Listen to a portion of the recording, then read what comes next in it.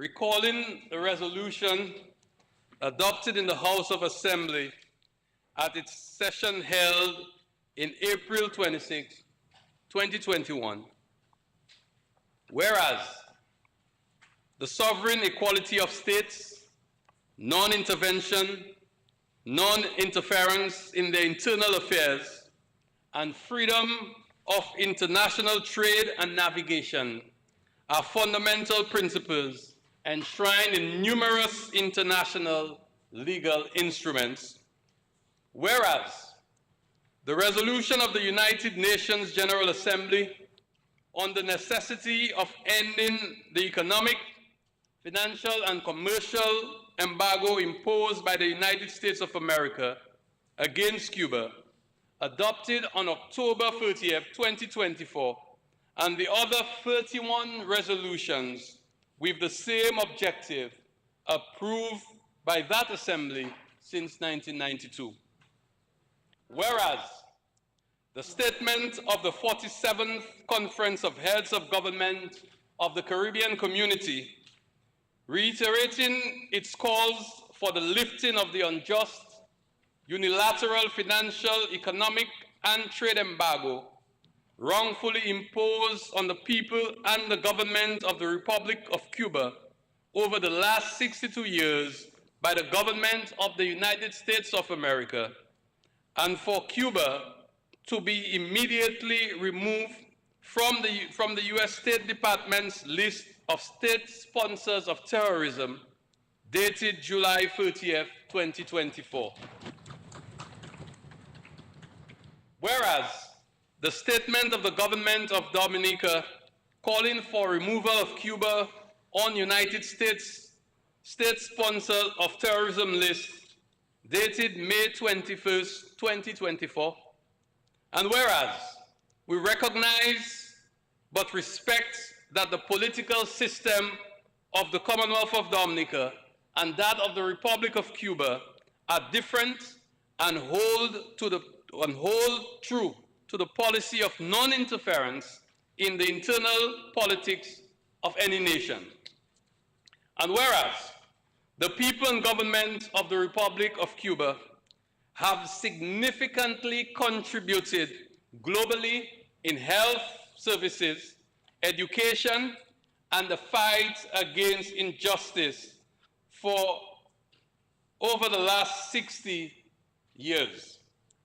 And whereas the United States of America initiated an economic blockade on Cuba since 1962 and placed Cuba on the list of state sponsors of terrorism in 2021. And whereas the blockade has significantly damaged the Cuban economy, with accumulated damages estimated to be $164 billion over 6 decades, and this blockade has caused more harm than good to the ordinary citizens by preventing them from enjoying their basic human rights and human dignity. Furthermore, the unilateral action of placing Cuba on the list of state sponsors of terrorism by the United States of America has increased the country's difficulties in entering trade and carrying out financial operations, which we view as counterproductive, and has exacerbated the plights of the Cuban citizenry on the brink of basic human survival. Taking notes of the declarations and resolutions of numerous intergovernmental forums, bodies, and governments that unequivocally reject the unilateral financial, economic, and trade embargo imposed on the people and government of Cuba by the United States of America, and strongly condemn the unjust inclusion of Cuba on the United States State Department's list of state sponsors of terrorism. Be it resolved that this Honorable House reiterates that in the recognition of the inalienable human rights of the citizens of Cuba, call on a cessation of the economic, commercial, and financial blockade imposed by the United States of America against the Republic of Cuba, and recommend that in the interest of brotherhood, that the initiative started by the Obama-Biden administration be rekindled. Also, reiterates that in the spirit of justice and encouraging regional and international cooperation, we strongly condemn the policy action taken by the United States of America and recommend that the Republic of Cuba be removed from the list of state sponsors of terrorism. Mr. Speaker, I commend the resolution to the House. The resolution is before the House for debate.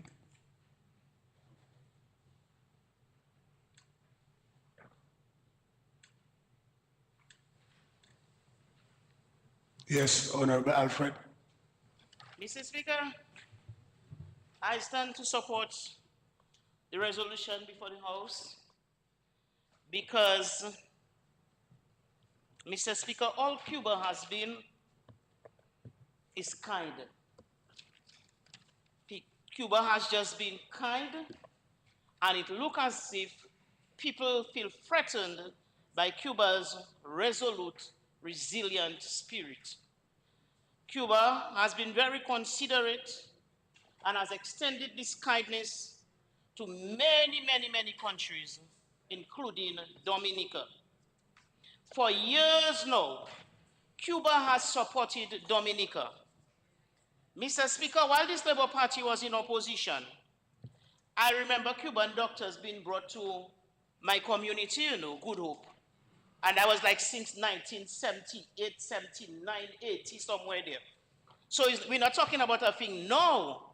We're talking about the support we received even while this Labour Party administration was in opposition. Cuba was already offering assistance to Dominica. I can also remember that maybe the very first person from Good Hope who went overseas to further her education went to Cuba. And I'm sure Dr. John wouldn't mind if I call her name. When we didn't know where to fill a form or who to go to or where to ask a question, we were all intelligent, and at that time when you go to high school, Mr. Speaker, and you graduate from grammar school, you're smart. But there's nothing you can do because sometimes you don't have a land paper, and even if you have a land paper, you're not even sure who to ask a question. And my friend Idalene was heading for Cuba. So I can almost think she maybe was the very first person from Good Hope who went to further study for higher learning, and it was in Cuba. So, Mr. Speaker, in addition to all of the other support we get in other sectors like health, Cuba has continued to help us to build capacity in our people, our human resource. The scholarships keep coming, and sometimes as many as 15 in a year. And in addition to the scholarships, we have training workshops, and we have exchanges, and we have offers where people can come over to train our people. So if now we're at a stage where Dominica can boast of specialist doctor in this and in that, and we can boast of specialists in agriculture, and we boast of people who do healthcare in all areas, and we can boast of teachers in Spanish, and we can boast of people, when people didn't even know, Mr. Speaker, when I wasn't even sure how to handle a mouse, the mouse of the computer, I got fed up with that one time. Cuba was already offering people opportunities to go and do computer science because it was new. So if Dominica is at a stage where we can go boast of all of that, we have to attribute at least 95 or 90% of it to the support that we have received from Cuba. And not only do these people work in Dominica, you go to different places and you meet people in very high places. And I dare say, even in some high places in America, in United States of America, you go there and you meet certain people working as the chief executive officer, and you're surprised because they're just from La Plaine in Dominica, and they did some high degree in accounts, and when you ask, they did it in Cuba. So even if they're looking as if They are putting a ban on Cuba indirectly. Even the United States of America is receiving what Cuba had to offer and still offers. Mr. Speaker, Cuba continues to offer a whole lot of training to us. Cuba continues to help us to feel a great sense of self-esteem. I mean, maybe we do not think about it long enough. But before, according to what you had to do, you had to send a person overseas to get it done. Or you had to beg for somebody to send a person down. Now we don't have to do that anymore. We go to the hospital and we meet how many people walking around and doctors, and they tell you they studied in Cuba. We have people who are doing what would normally have to pay to go overseas to do. The vast potential of this country, and then you had the opportunity to visit Cuba. It's sad. I mean, if you understand a little thing, it's sad to see that the vast potential of that place is crying out to be released. It's sad because the education of the people, what they have inside of them, they are crying to be given a chance. The people who have so much to offer, they deserve as much as what they have to offer and more. These people are diligent, they are hardworking, they are patriotic, and I believe that they should be given a fair chance to live and enjoy life like every other human being everywhere else on this planet. The children of Cuba, so talented, I couldn't help. I bought wooden toys to bring back for my grandchild. And I ensured that he took them to school and he used them for show and tell, to speak to the other children in his class that the only toys that the children from Cuba can have are these wooden toys made in Cuba. They are well made, they are high class, they are tech, and you can see the amount of technology that go into making those wooden toys. But people need to know, while everybody else can go and buy all kinds of remote control cars and all kinds of things, that these children, they are limited to playing with wooden toys. So I have my wooden cars at home, I have my wooden toys, and every time he moves to another class or another group, he must show and tell. He must show and tell what these children are playing with, which is good, but I think these children, they deserve to enjoy everything else, what other children, especially in our region, are enjoying. They need to be given the opportunity like all other children. Mr. Speaker, I didn't even plan to speak, but I was just moved because I think enough is enough. Enough is enough. And I believe too that time is running out. And we have to accelerate and we have to press a little harder to ensure that a people so considerate, a people so intelligent, a people so diligent, with so much potential, be given a chance to thrive like any other people in any other country. It is cruel, it is unfair, it is unjust, and it is time for that to stop. So I stand and I support wholeheartedly this resolution.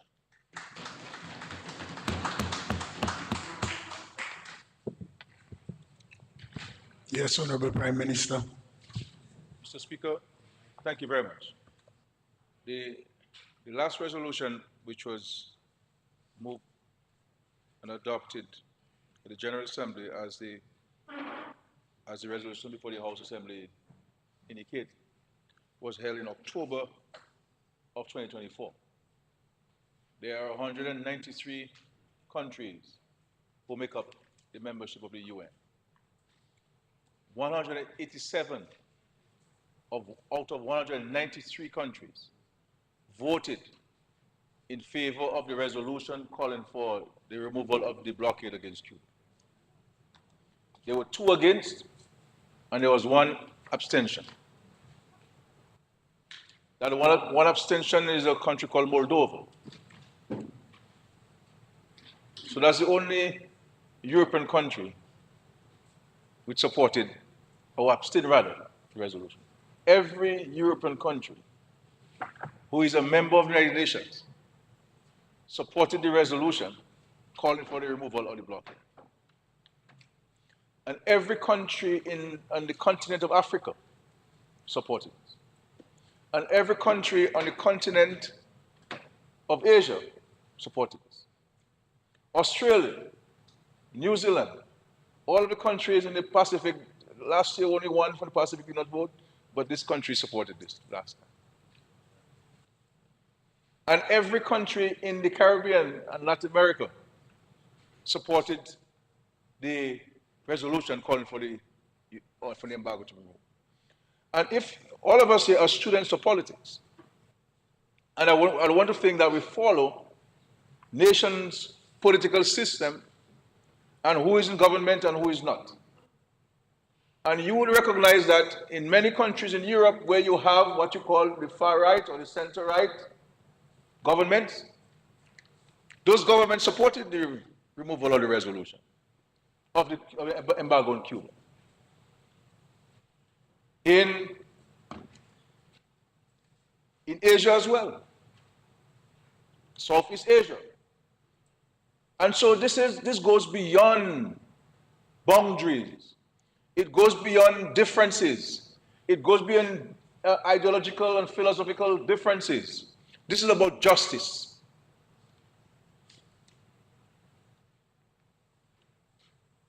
And this is not, and I want to say to the Dominican people, because I think that we in this part of the world, some with quiver, we don't want to speak. We are afraid to speak because we believe that we are attacking the United States of America. This is not the case. We're not attacking the United States of America. What we're speaking about is an injustice that has been imposed on a nation since 1962. And it was imposed on Cuba not because Cuba did not bomb anybody. Cuba did not engage in any terrorist activities. As a matter of fact, there are terrorist activities that have been leveled against Cuba. With the bombing of the aircraft right there in our Caribbean space, killing so many people. We have to be an enlightened people in this world. We have to be a people who stand on the side of justice and equality and respect of human rights. When you deny a nation, children and people to food, food has been defined to be a human right. Access to food. People have a right to self-determine. We fought for, our forefathers fought for emancipation as black people and indigenous people and Jewish people who were subjected to the worst atrocities by Hitler and his people. And we all stood against it. Racism is a cancer in the world that we have to speak about. So these things are a matter of justice. And it's not an ideological thing. It is not a philosophical thing. That is something that's entrenched in human civilization.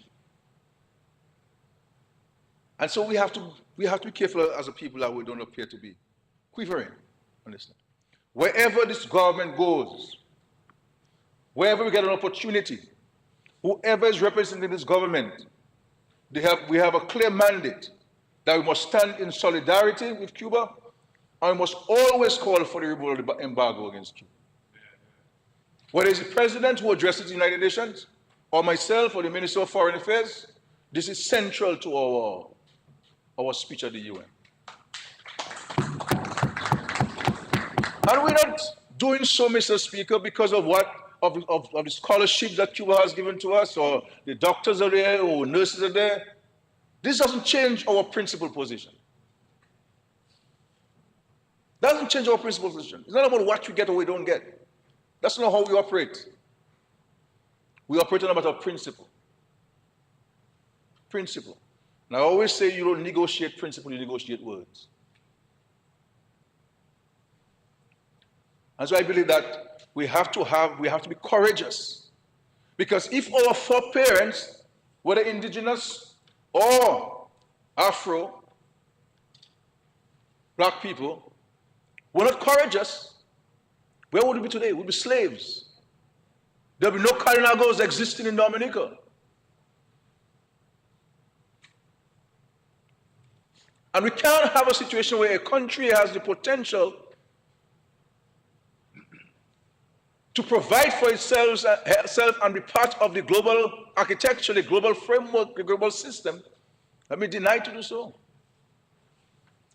The situation in Cuba now, as it has been since 1962, has caused the Caribbean to be worse off, has caused the world to be worse off. And the country under embargo, when we're confronted with COVID-19, was not able to send doctors and nurses to many countries, including developed countries, but they were able to develop vaccine in the developing world, in the global south. And not only for its citizens, but for everyone who wanted to have access to it. And one can understand and imagine the contribution that Cuba can make to this world. And those of us that keep saying, oh, students of history will know, will recognize that Cuba has played a role in the liberation of many countries across the world. In Angola, had it done for Cuba, Angola would still be under colonial rule today. South Africa, this is why when President Mandela came out of prison, one of the first people he wanted to meet was Fidel Castro. Not because he admired Fidel Castro as a human being and being one of the greatest leaders that the world has seen, but because of Fidel Castro and the Cuban Revolution and the Cuban people's contribution to the ANC. All of the 27 years which Mandela stayed in prison, at their side in the struggle was the Cuban people, with limited and no resources. Because they too understand, as the Cuban people, understand the importance of being free, the importance of being part, irrespective of your race, your culture, your class, your religion, your creed. And as the resolution indicated by the Minister of Foreign Affairs, we have two different political systems. There are countries with king and queen, we respect that. That's the countries, we're not interfering in that. All we're saying is that this injustice has to come to an end. And so I'm happy once again that we're here in the Parliament signaling to the world that not only from the executive of the country, that's the government, but the Parliament is in support of the removal of the embargo against Cuba. And so the ambassador is here, and we're happy that he's here to witness this undying and unwavering commitment to solidarity. And for me, Mr. Speaker, as a young boy growing up, I could tell you about many of those liberation struggles across the world at age 7 or age 8. Reading about this, whether it's Palestine, whether it's the Cuban Revolution, whether it's Allende in Chile, reading about them. And so in me, Mr. Speaker, it is within my DNA, within my psyche. This is why our programs here, notwithstanding even when we have challenges, financial challenges, we remain true to our commitment to the less fortunate. This is not a political consideration for me, Mr. Speaker. This has been my entire life as a young boy growing up to today. I believe that we have a duty and obligation to be truly our neighbor's keeper. And you don't give people from the excess that you have, because that's not giving. You give them from the little that you have. And this is biblical too. When this lady came and she gave the little that she had, and this man with all his riches gave the church everything. And he was excited, he gave everything, and no. It's what you give from your heart. Not for any consideration. This is why when we give a house, people come, people tell me, scared about this, we give this person a house, and the person says, they're not going to vote for you. It's okay with me. It's okay. It's okay. And so we have to stand, Mr. Speaker. We have to continue to fight injustice. If Martin Luther King did not take up his struggle, Malcolm X did not take the struggle, Rosa Parks, all of these people sacrificed to allow black people in America to be respected, to the point where we had a black man as a president of the United States. standing on the shoulders of those who have gone before them and struggled and sacrificed.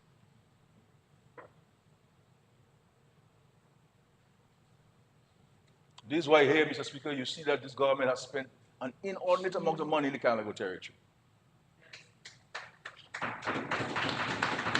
And we don't do so because of politics. Because I understand from a historical standpoint how indigenous communities in all of those countries have been marginalized. Marginalized. Anywhere in the world you go, Mr. Speaker, you'll see indigenous people are marginalized. Second-class citizen. And that's how the Canada goes were treated. In many parts, in many respects in Normandy. But we not only elevated them by way of the economic and social advancement, but to the point where we have a female Kananago person, indigenous person as our president.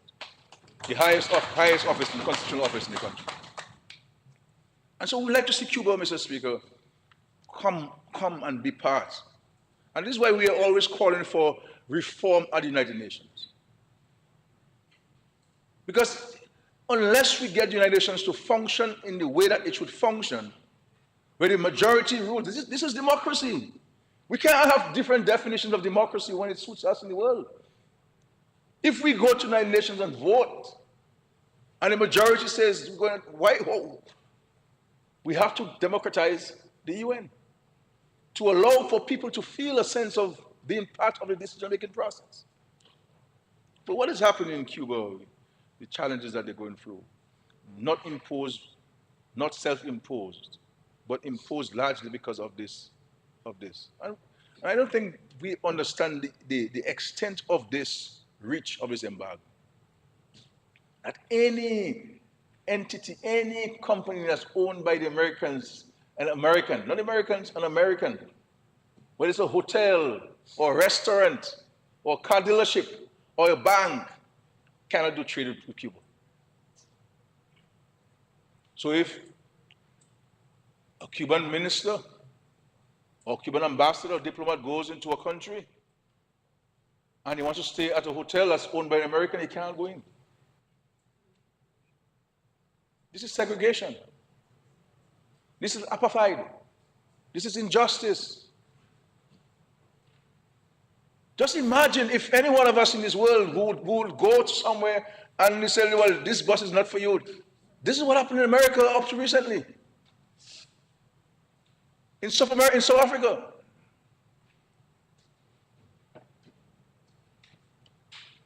And so I know sometimes people see our comments, people see the Minister of Foreign Affairs comments, they see my comments because we're the main spokesperson of the government on external matters. And I know some people quiver because they believe that we are attacking the United States or something. No, you're completely misconstrued. You're completely wrong. This is about standing on principle and fighting injustice. You have a situation confronting Haiti. Everybody has fled Haiti. The only people left, doctors and nurses, ensuring that children and senior citizens have medical care at the Cuban Brigade.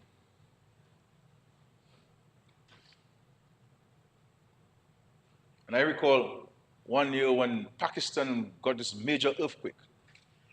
And at the time, Cuba had no diplomatic relations with Pakistan. The first country which deployed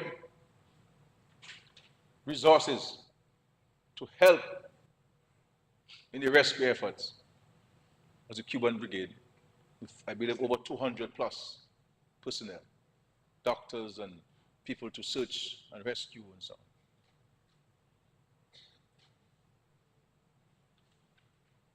And so I am happy to be part, but in a emotional way,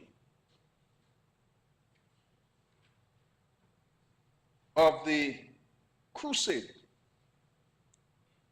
for calling for the removal of the blockade against Cuba. And every US president had the opportunity to meet, every ambassador he met, Every member of the US cabinet I met, we raised that with them. We raised that with them. And I also say at the CARICOM level as well. And so I want to thank the Minister of Foreign Affairs for presenting this resolution on behalf of the government. And I do hope that it will get the resounding, unanimous support. Not by a vote, but at the end of the debate, by every one of us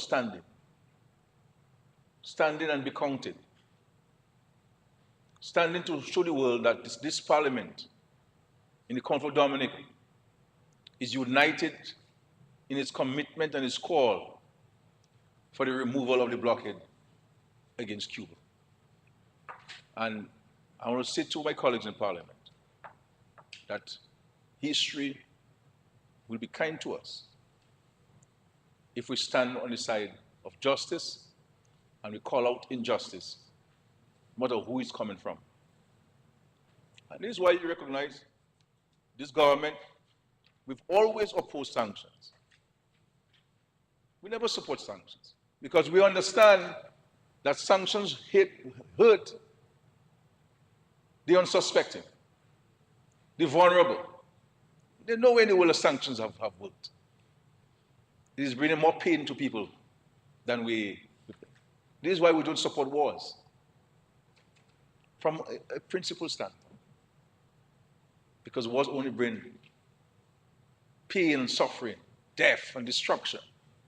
And we believe that the world should push more of peace, togetherness, using the resources to fight climate change, using the resources to fight poverty, to ensure that every child, every woman has access to education, decent housing. The world has enough resources to address all of the world's problems. Just that the world is not putting the resources in the right way, in the right places. And we hope and dream. We must never give up. Never give up. This is why we keep fighting the injustices of climate change. And even sometimes where we feel despondent, we feel like giving up. Every year we come to the COP, the Conference of the Parties, we determine, should we attend? Should we go? Both at a national level and CARICOM level. But we're reminded of our own thinking, own reflection,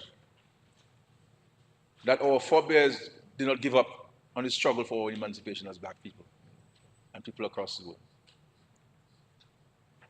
That many died so that we could live. And if we are on earth living, the question is, what are we going to do with that life? What are we going to do with that talent and that skill and that knowledge that we have? And that ability to speak and that ability to communicate.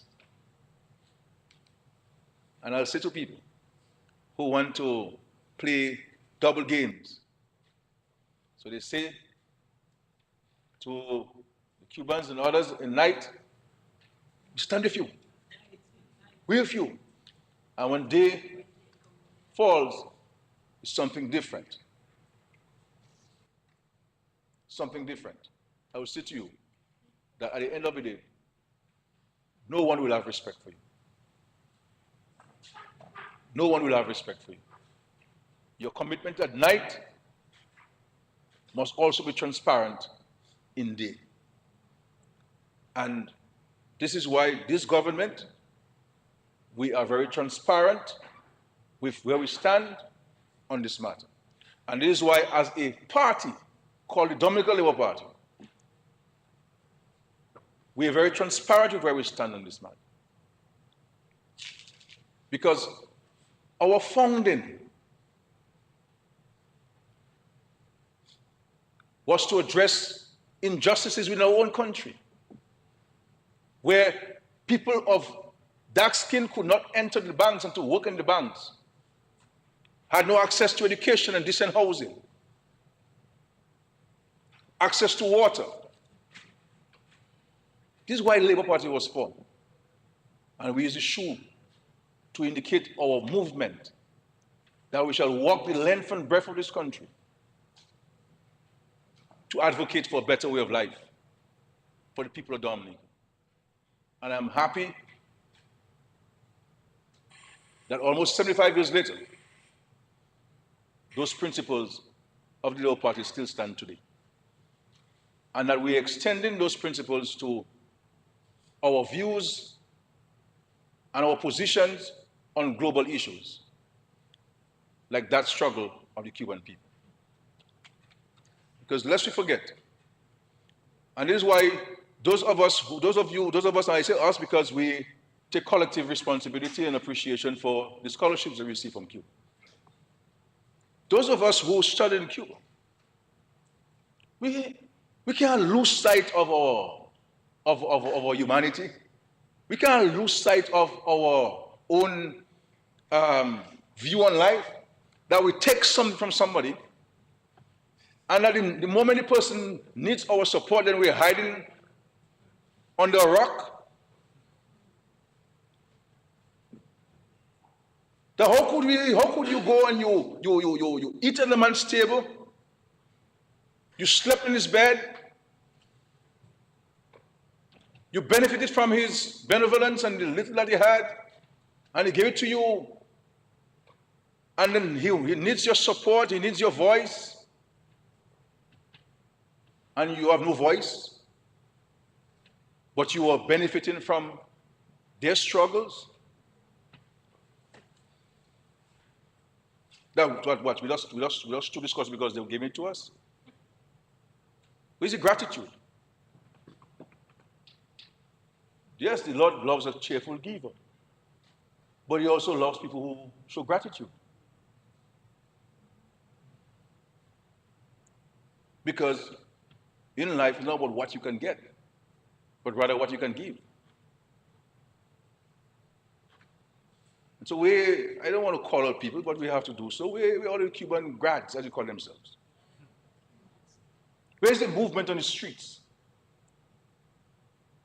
Where's the movement on social media? Where's the advocacy?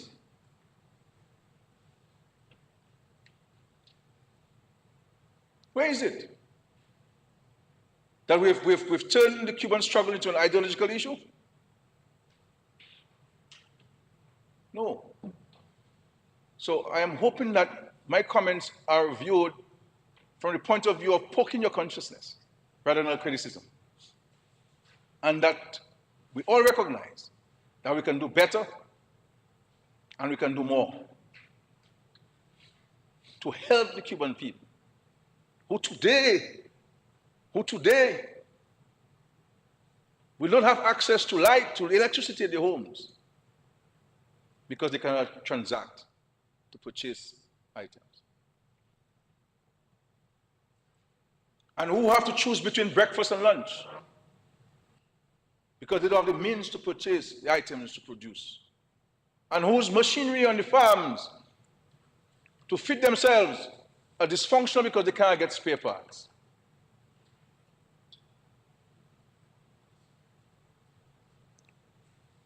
Imagine if that were us, and when I say us, I'm not necessarily talking about us here in the parliament, I'm talking about the global community. If that were us who were suffering these things, these injustices, what would we do?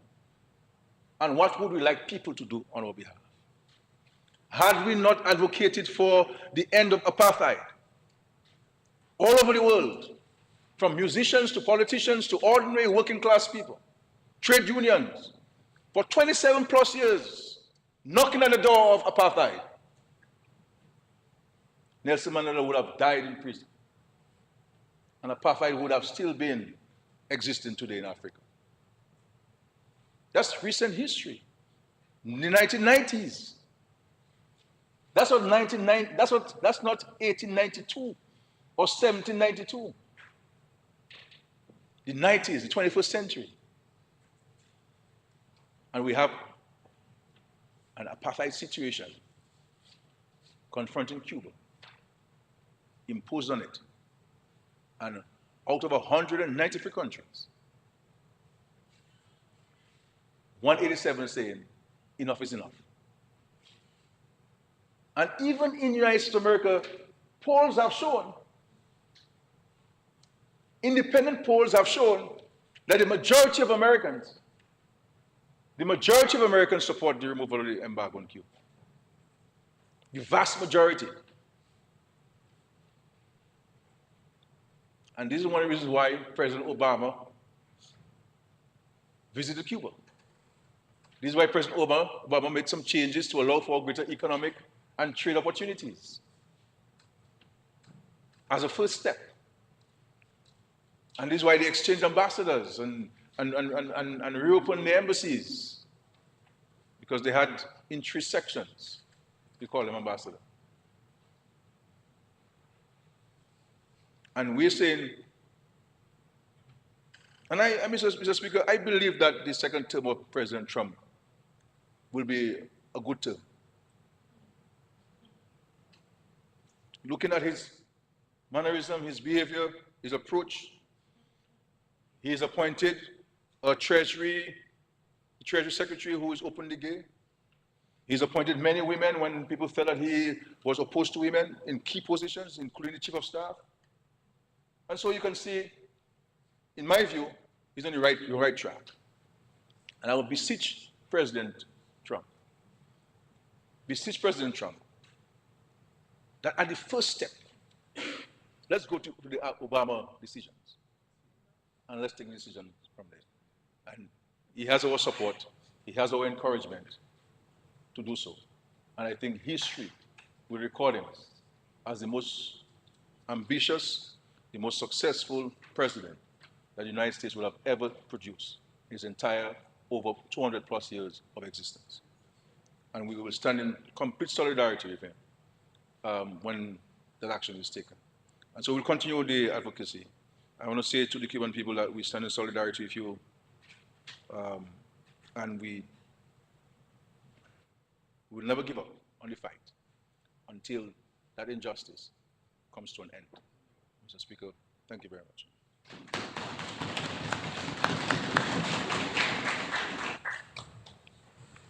Yes, Honorable Laville, then Honorable Williams. Oh, you yield to the lady. Honorable Williams, you may proceed. Thank you, Honorable Laville. Thank you, Mr. Speaker. I've listened to the Honorable Prime Minister, and really, it would be remiss of me not to speak, even for a few minutes, in support of the resolution before this Honorable House. Prime Minister gave a historical account, and what I'm here to say this afternoon is really my own experience. I'm going to give you my own experience. I had the privilege of studying in Cuba, being the daughter of a housewife and a police officer, unable to study medicine because we couldn't afford it. But I had a dream. Yes, I had a dream of being a doctor, a medical doctor. A dream that was unrelenting, a dream that I could not really let go of. And after graduating from the Dominica Grammar School and going to fiscal, I began working, trying to help my family to make ends meet. And I thought that I would never accomplish that dream until the opportunity was given to me in 1998. I went to Cuba. And what an experience it was. I learned the real meaning of honor what it is to honor those in authority, to honor your leader. I looked at the Cuban people as they constantly said, "Viva Fidel." I think that was one of the things that caused Fidel Castro to live so long. His people declared over him life every day because he was a good leader. I learned some of the history. I learned about Che Guevara and Jose Marti and the struggles for freedom. I saw a people struggle daily for the very basic needs. And you know, one of the first impressions I had of them was, man, these people can make anything out of nothing. I'm telling you, I heard my colleague mention their talent. They can literally make anything out of nothing. I learned what universal education was about because everybody in Cuba was given the opportunity to go to school, and it was free from kindergarten to university. And people took pride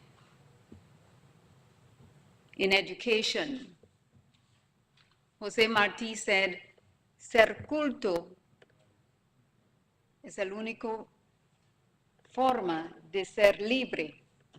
Being educated is the only way to be free. I would translate, Honorable Mr. Speaker, because, and that's another thing. I learned Spanish. As a matter of fact, I was given the opportunity to leave Cuba after the first year to go to Guyana to continue studies, and I refused. Despite the struggle, despite the hardships that I personally experienced there, I decided I could have 2 degrees, one in medicine and one in Spanish. Today, I can speak fluent Spanish. And so I thank God for the privilege. And I'm so happy that our Prime Minister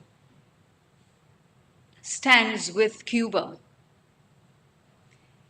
And he has sounded the call today. And I really hope that all my colleagues, the Cuban graduates, are listening today. And we will indeed make a strident effort to show more support for Cuba.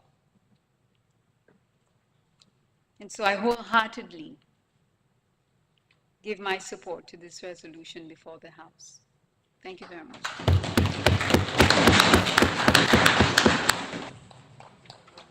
Yes, Honorable Laville, you recognize. May proceed. Thank you very much, Mr. Speaker. How profound, certainly deep, and I'm sure for many listening, maybe many of you must have been moved to tears after hearing that testimony from Honorable Dr. Williams. And I too, Mr. Speaker, I stand in solidarity with Cuba, and I stand to respond to that call by our Honorable Prime Minister Roosevelt Skerry. And while it's not the norm on our side to stand and speak after he did, but he asked for all of us, each of us, to stand in solidarity with Cuba.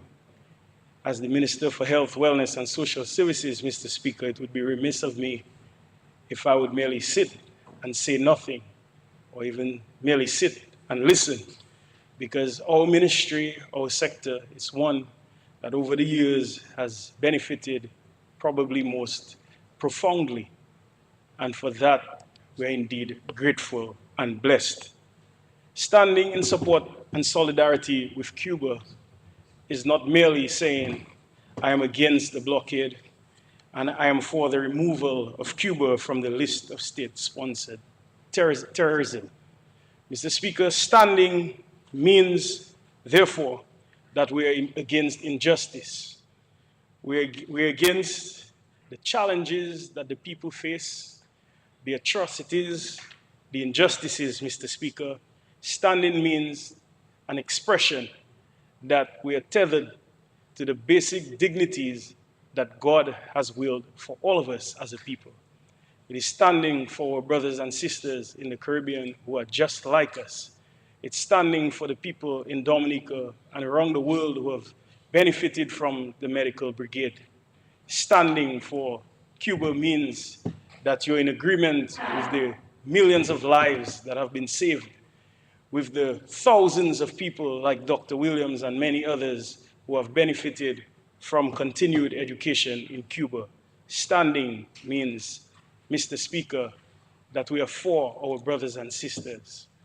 Mr. Speaker, imagine, and I'll take you back to the moments after Hurricane Maria that some few years ago.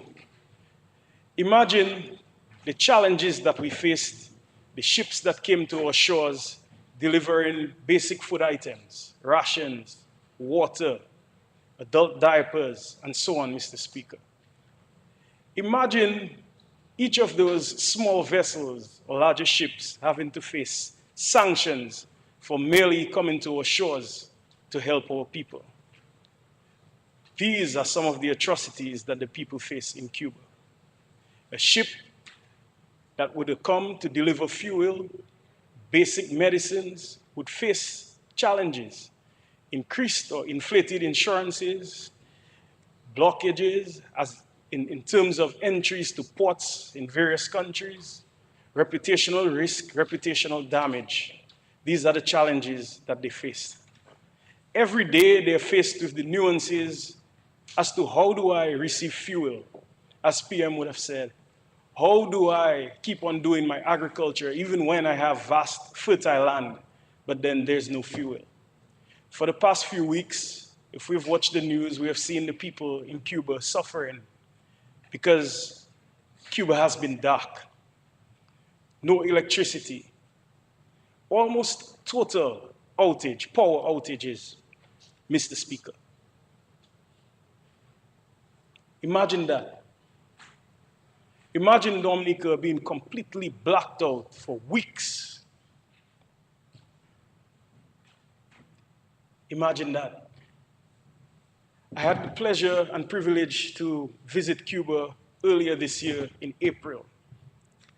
I was able to stay at one of the newer hotels, but even so, despite of how it appeared, the architecture, opulence, probably if it's compared to some of those in Dominica, there were challenges even to serve breakfast.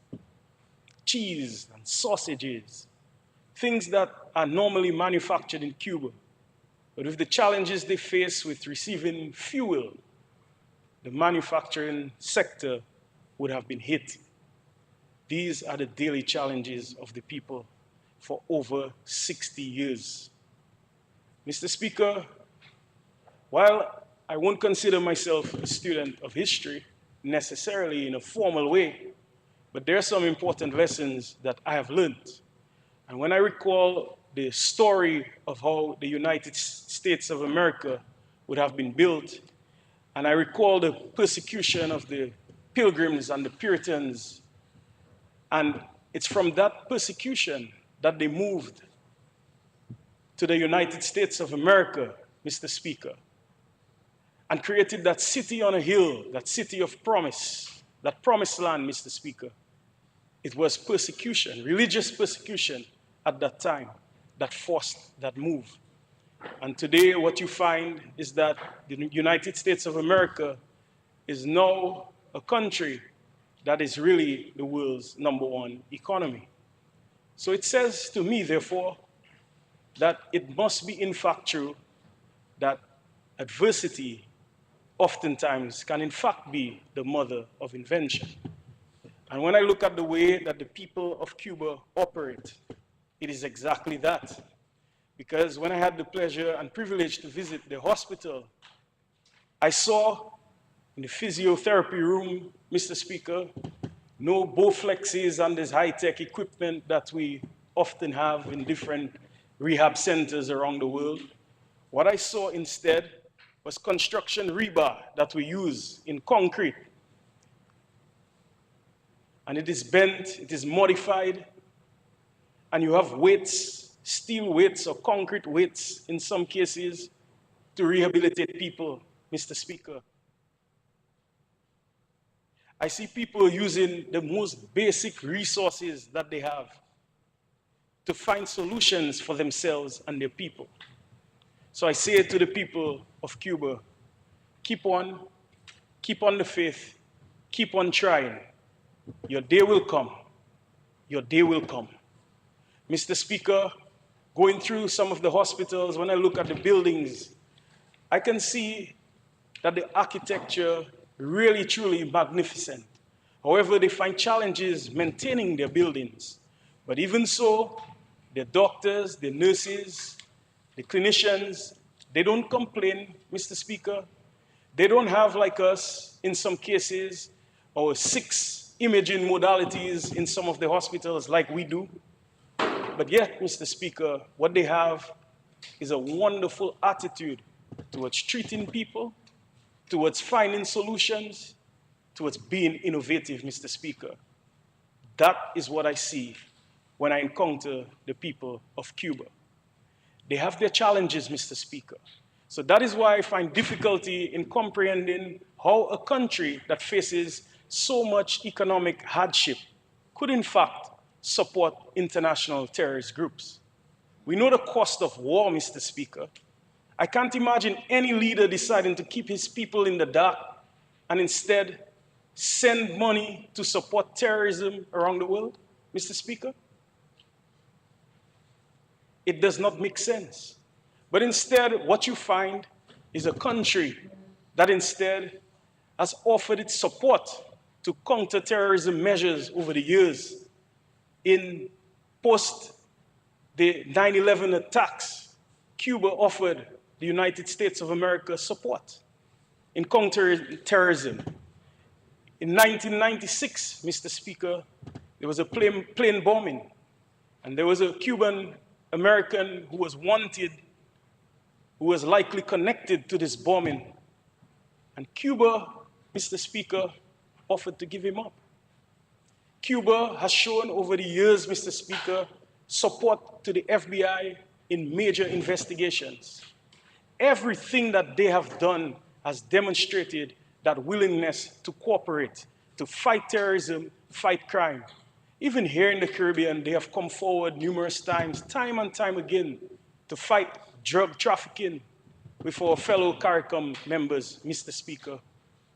Mr. Speaker, here for us in Dominica, we have benefited so tremendously with the aid from Cuba and the cooperation. Right now, we have 58 medical collaborators in Dominica. Just last week, we had the pleasure and privilege to benefit from 6 more who came in. Also, too, for the very first time, we received support with agriculture collaborators as well. And as we move in our thrust to increase in agriculture, Mr. Speaker, they have come forward and offered support. In COVID-19, Mr. Speaker, when the entire world, every single country was vulnerable, Cuba came forward with the Henry Reeves Brigade and sent a team of over 30 collaborators to us here in Dominica to fight COVID. COVID affected them profoundly and seriously, but yet they came forward to help their fellow brothers and sisters around the Caribbean and all over. Even with the challenges that they face, the tremendous setbacks that they face, they themselves created a vaccine that proved to work. This is the innovation that exists. Mr. Speaker, what this means, therefore, is that blockade that exists, that has been on Cuba, imposed of them wrongly so for over 60 years, all it means is that the world is being deprived of a formidable force, Mr. Speaker. Most recently, Cuba would have created Herboprot P. Mr. Speaker, it's a new medicine that helps particularly with diabetic foot ulcers, and it encourages cell growth. And this is something that has proven to work and reduced amputations for those with diabetes. And we are in the process of accepting this here in Dominica. It has been in many parts of the world. This is the innovation that exists. And the more Cuba continues to be oppressed, the more the world is deprived of glory. Mr. Speaker, I wholeheartedly support ending of the economic, commercial, and financial blockade imposed on Cuba, and also the removal of Cuba from the list of state-sponsored terrorism. Mr. Speaker, in the very words of Fidel Castro, Mr. Speaker, I say to you all, hasta la victoria siempre. Thank you, Mr. Speaker.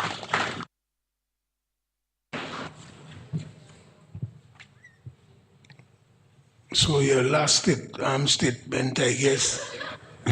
Until victory, always. Okay.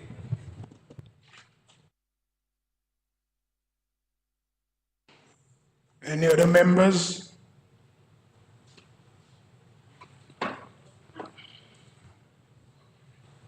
Mr. Speaker. Yes, Senator Parrish, recognize you may proceed. Thank you.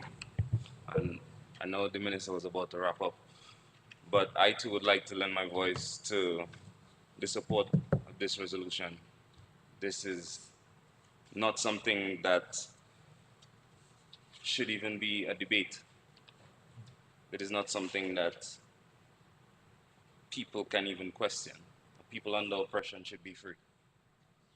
And even if we got this early this morning, and we came, on behalf of all of us, I'd like to express our support for the people of Cuba. Every interaction I've had with a nurse or a doctor or someone from the Brigada has been pleasant. I've always known the people of Cuba to be industrious, and in spite of what they go through, always support everyone, given from the little that they have. I have a number of family members, colleagues, friends who have had the opportunity to study in Cuba. And to see this, my life has been affected positively because of the resolve of the Cuban people. And Dominica is a better place because of our friendship with them. So in these short words, Mr. Speaker, my full support to the resolution.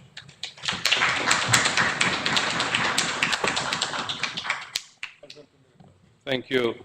Thank you very much, all members of the House, for supporting the resolution. You have joined 187 countries in doing that. And I never could understand during my days as Dominica's permanent representative to the United Nations, how is it that the vast majority, in any measure, any system of democracy, you're not even talking about a simple majority. You're talking about a supermajority. More than 2/3 of the membership of an organization have voted in support of the removal of the embargo against the Republic of Cuba, and yet it stands. It begs you to question the validity of international law and whether, in fact, there is any such thing. That whether it's, in fact, it depends on who does it. But interestingly, as the Prime Minister made reference to the last resolution on October 30th, the United Nations, the two countries that voted no, the United States of America and Israel. But there was one lesson out of that vote this year. Usually there were some countries that would always vote with the United States. It's as if it were written in their constitution. But they didn't this time. Because I looked for them, especially in the Pacific. There are a few countries that always either voted with the US or abstained. And they did neither this time.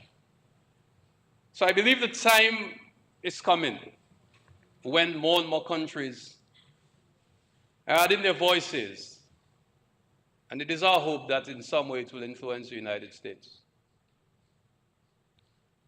and sometimes it's not just the executive, but the Congress as well.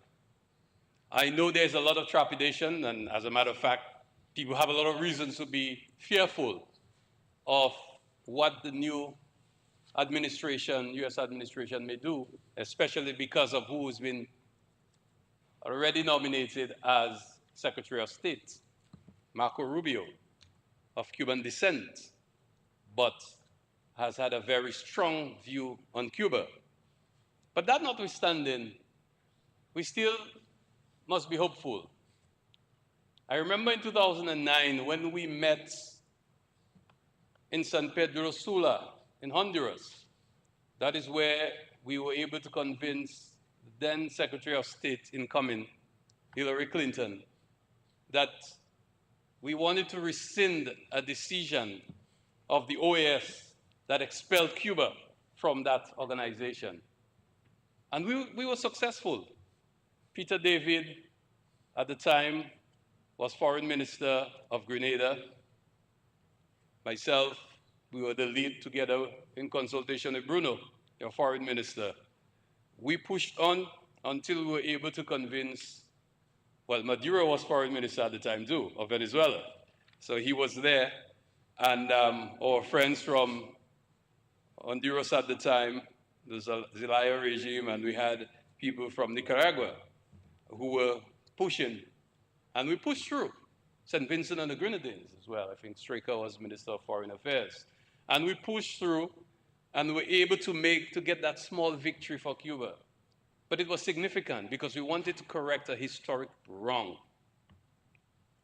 So I'm still hopeful, and I believe that we should continue in our efforts to encourage the United States to review its position on Cuba. And this new administration, we have an opportunity to do that. Because I remember the wisdom of the words of Minister Bruno at the time when we were heading to Port of Spain with President Obama at the Summit of the Americas. He advised us that we should not unduly pressure President Obama even before he was sworn in. Let us give him the opportunity. Let us encourage him, and let us try to make it easier for them to reconsider their position. And we saw some progress then. We hope that the same will obtain this time as we continue to push on. But I want to say something as well about the resilience, the strength, the tenacity of the Cuban people, but also a lesson I learned. I remember in the early days, my first visit to Cuba was in 2000. And I was a little boy at the time, I guess. I went there. There was a guy who graduated from Cuba who was holding my hand, showing me around. And because Rosie Douglas at the time felt I should go to Cuba to attend one of the meetings of CARICOM in Cuba. And I couldn't believe what I was seeing. The fact that these people under a blockade, embargo, were so creative, were able to make things work. And I just could not believe the way they were able to push through and still create great things. And then I went back there as Minister of Sport. I remember that. And we visited a facility, a volleyball facility. And if anybody was following, volleyball internationally, not that I was, but I got the lecture. From the 90s to 2000, Cuba dominated world volleyball. Olympic Games, World Championship, the Americas, all over the place. Cuba dominated. And I visited that facility, and there was nothing fantastic. So what it told me, it was really the strength, the determination of people. That's how people achieve great things. It's not just nice facilities, not just nice things. We have plenty nicer things now, in sports. But that was a lesson then, that they were able, Javier Sotomayor, world-renowned high jumper, still have the world record. He was able to do all of this coming from Cuba. And the Cuban people have achieved great things And we have to admire that. And I agree with Minister Lavier, Minister of Health, that the world is being made poorer with this embargo against Cuba. If Cuba were to open up and get the opportunity to truly explore that potential, I mean, which country in the world that could have so many graduates per capita? I'm not sure if there's any other country in the world. Imagine all of these people were to be empowered and to be allowed to live their full potential. Imagine what Cuba could contribute to the world. Cuba, I even found out that Cuba was exploring OTEC energy in 1960s. that one blew me off. So Cuba has a lot to offer. And if given that opportunity, we really do hope that one day there will be. So, Mr. Speaker, we continue to stand in solidarity, and I want to thank the Prime Minister for always giving us that clear instruction and support to always stand with Cuba. There's no hesitation, there's no discussion, no debate. We always stand with Cuba. But one of the things that is remarkable about our position, and that of CARICOM, by the way, that's the only issue I know all of CARICOM agrees on. The only issue, the last meeting I chaired here for foreign ministers of CARICOM, we had a resolution on Cuba unanimously. We don't debate. The only thing, according to the Prime Minister, we don't debate the principle, we debate the text. So it's the words, the language. But that is one issue that CARICOM has always agreed on, without blinking, without hesitation. And what it has done for us in the eyes of the international community is give us some respect. Because people see, I mean, the US is your neighbor. You know, you depend on the US for tourism, for a lot of things, yet you can stand so united. So people around the world are always impressed at how we can have such a unified position on Cuba and speak loudly, not secretly. We don't shy, we don't go in a corner. We stand out loudly. And I must thank Ambassador Aaron, our permanent representative to the United Nations. He presented a very strong statement, and I was very, very proud that Dominica once again stood with Cuba in the international community so that we can make our voices be heard to call for the end of the unilaterally imposed financial, commercial, and economic embargo against Cuba and having Cuba on the list of state sponsors of terrorism. Ambassador, please convey to your government our continued support, our friendship, and you can always count on us. And truly, la lucha continua. Thank you.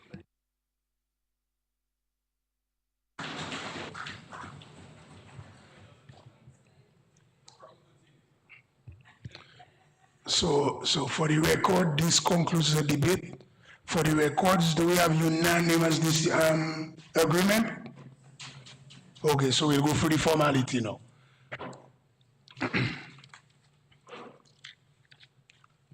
Be it resolved that this Honorable House,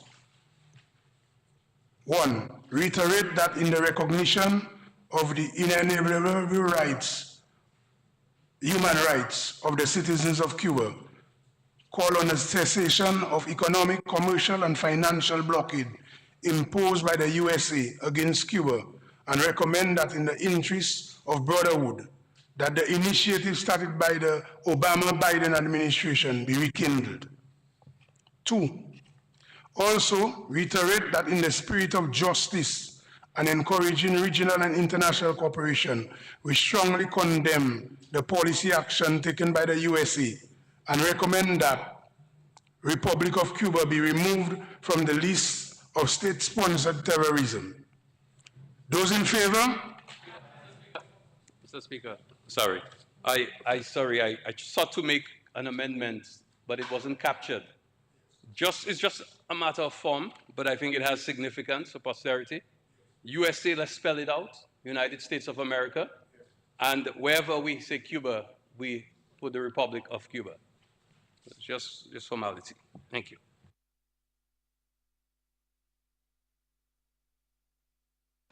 So for the record again,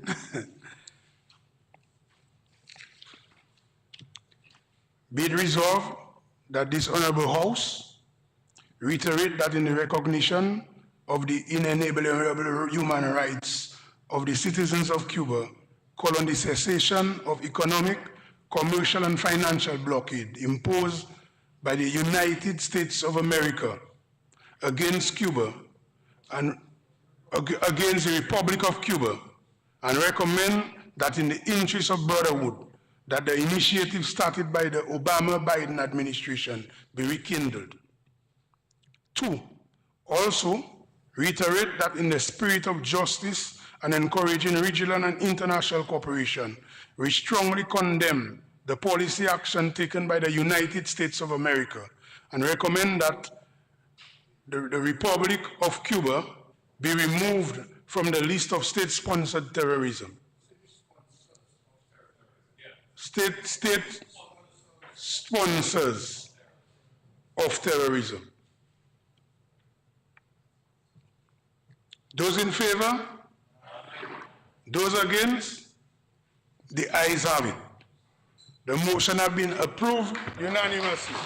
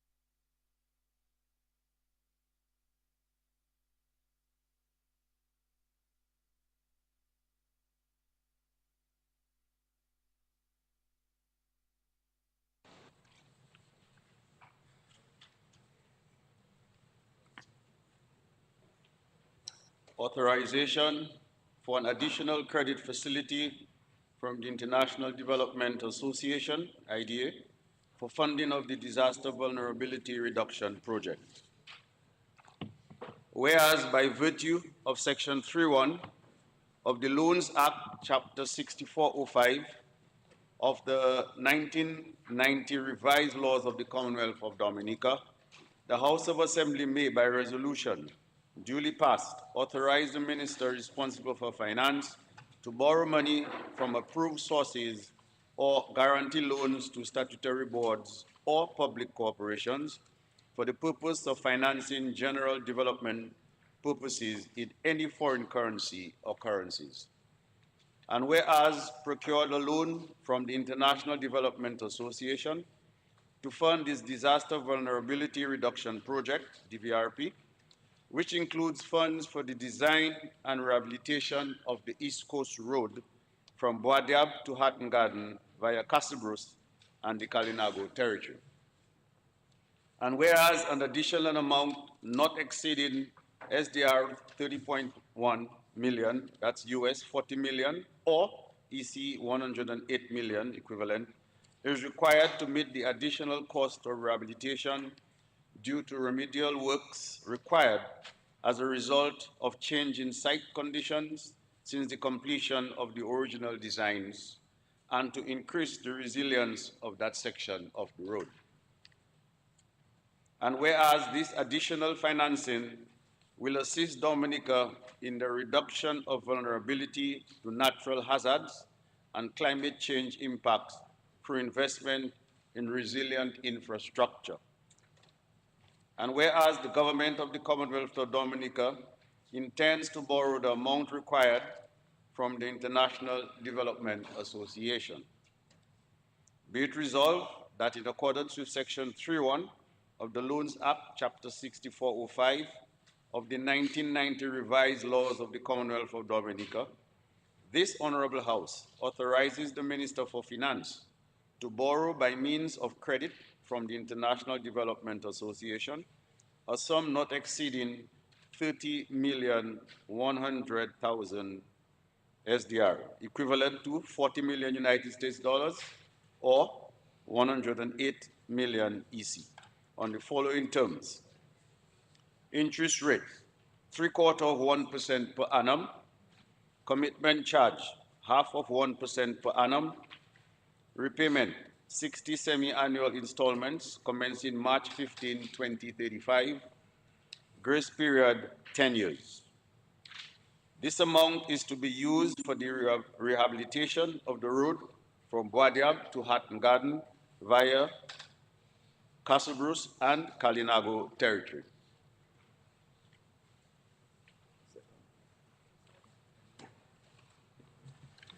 Second the motion.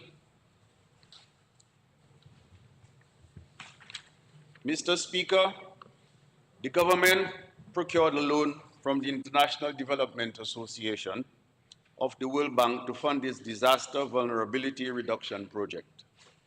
The design and rehabilitation of the East Coast Road from Boadiab to Hatton Garden via Castle Bruce and the Kalinago territory is the main project under the DVRP. A contract in the amount of Eastern Caribbean, $126,775,489 was awarded for the full rehabilitation of that section of the road, Phase 1. Works began in November 2020 and are nearing completion. However, there has been some cost overruns on that project, mainly caused by change in the site conditions due to a number of weather events, such as the November 2022 trough, which affected the eastern part of the island. As a result of these events, some additional, more robust structures were required. For example, on Lot 1, that's Boadiab to Castle Bruce, there were 6 retaining walls in the original designs. However, 14 retaining walls were subsequently required and built. And secondly, changes to design to increase the resilience of that road. For example, installing much larger culverts to reduce the likelihood of flooding and damage along this new road. As stated in the resolution, approval is being requested for an additional loan of SDR 30.1 million, that is US 40 million or EC 108 million. The IDA's board approved the loan on December 6, 2024. The terms are very concessional. As I said earlier, 0.75% per annum, that's the interest rate. The commitment charge of 0.5% per annum. Repayment is 60 semi-annual installments commencing March 15, 2035, and a grace period of 10 years. The loan has been evaluated in the context of government's medium-term debt strategy, and it is consistent with the objectives of the strategy. Mr. Speaker, this is a very important road for the people of Dominica, in particular the people of the East. We as a government are very happy that we were able to bring yet another quality infrastructure to our people. Mr. Speaker, I now commend the resolution to the House. Thank you, Mr. Speaker. The motion is before the House for debate.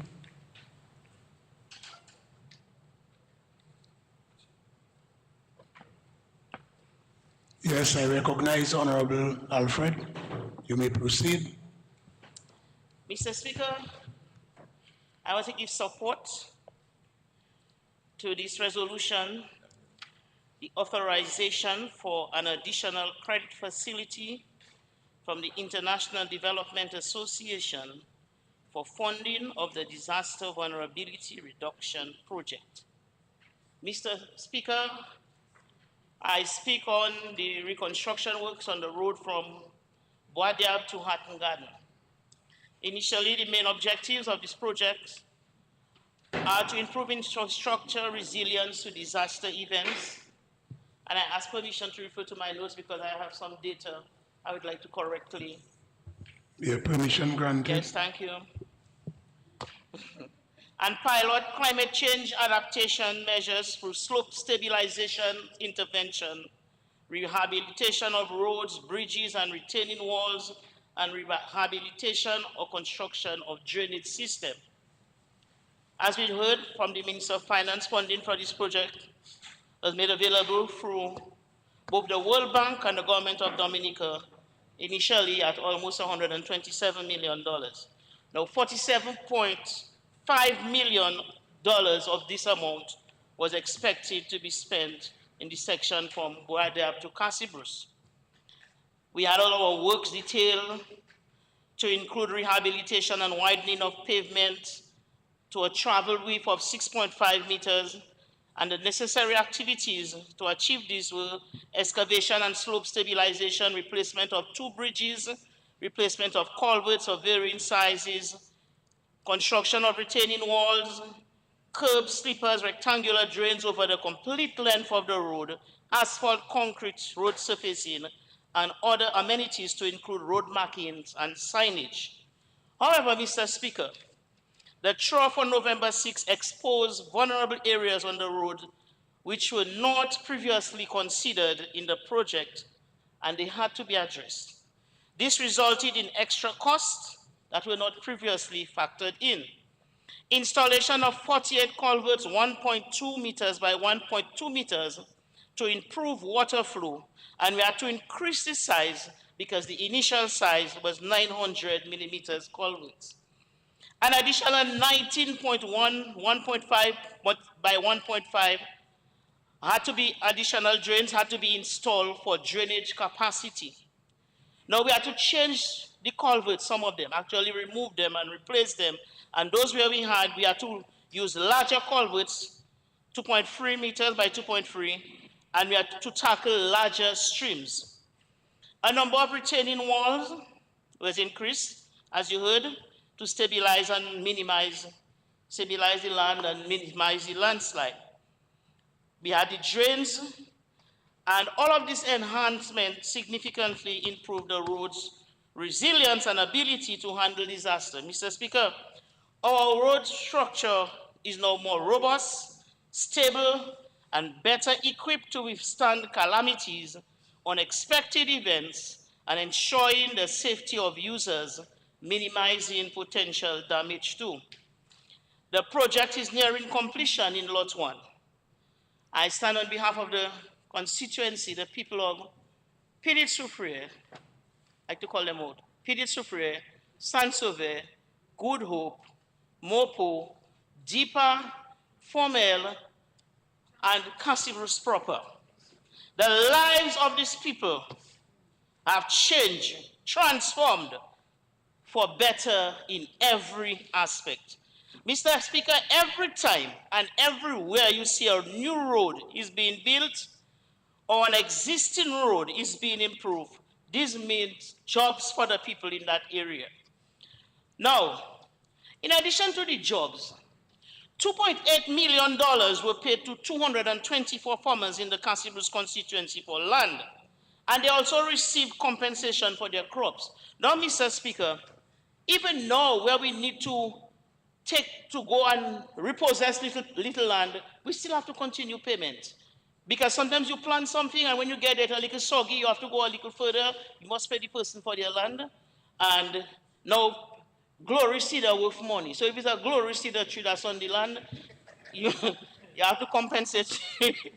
Now, several people from the constituency are still employed on this project. Many of our tradesmen improved their skills and learned new skills. New relationships were built. Mr. Speaker. Travel time has decreased. People are beginning to come again for fish and their produce because Casibros is not far again. We have begun to see savings on shocks and tires and other vehicle parts. Drivers are indeed happier. Smoother ride for patients on the ambulance. More people are visiting our area. Therefore, that means increase in economic activities.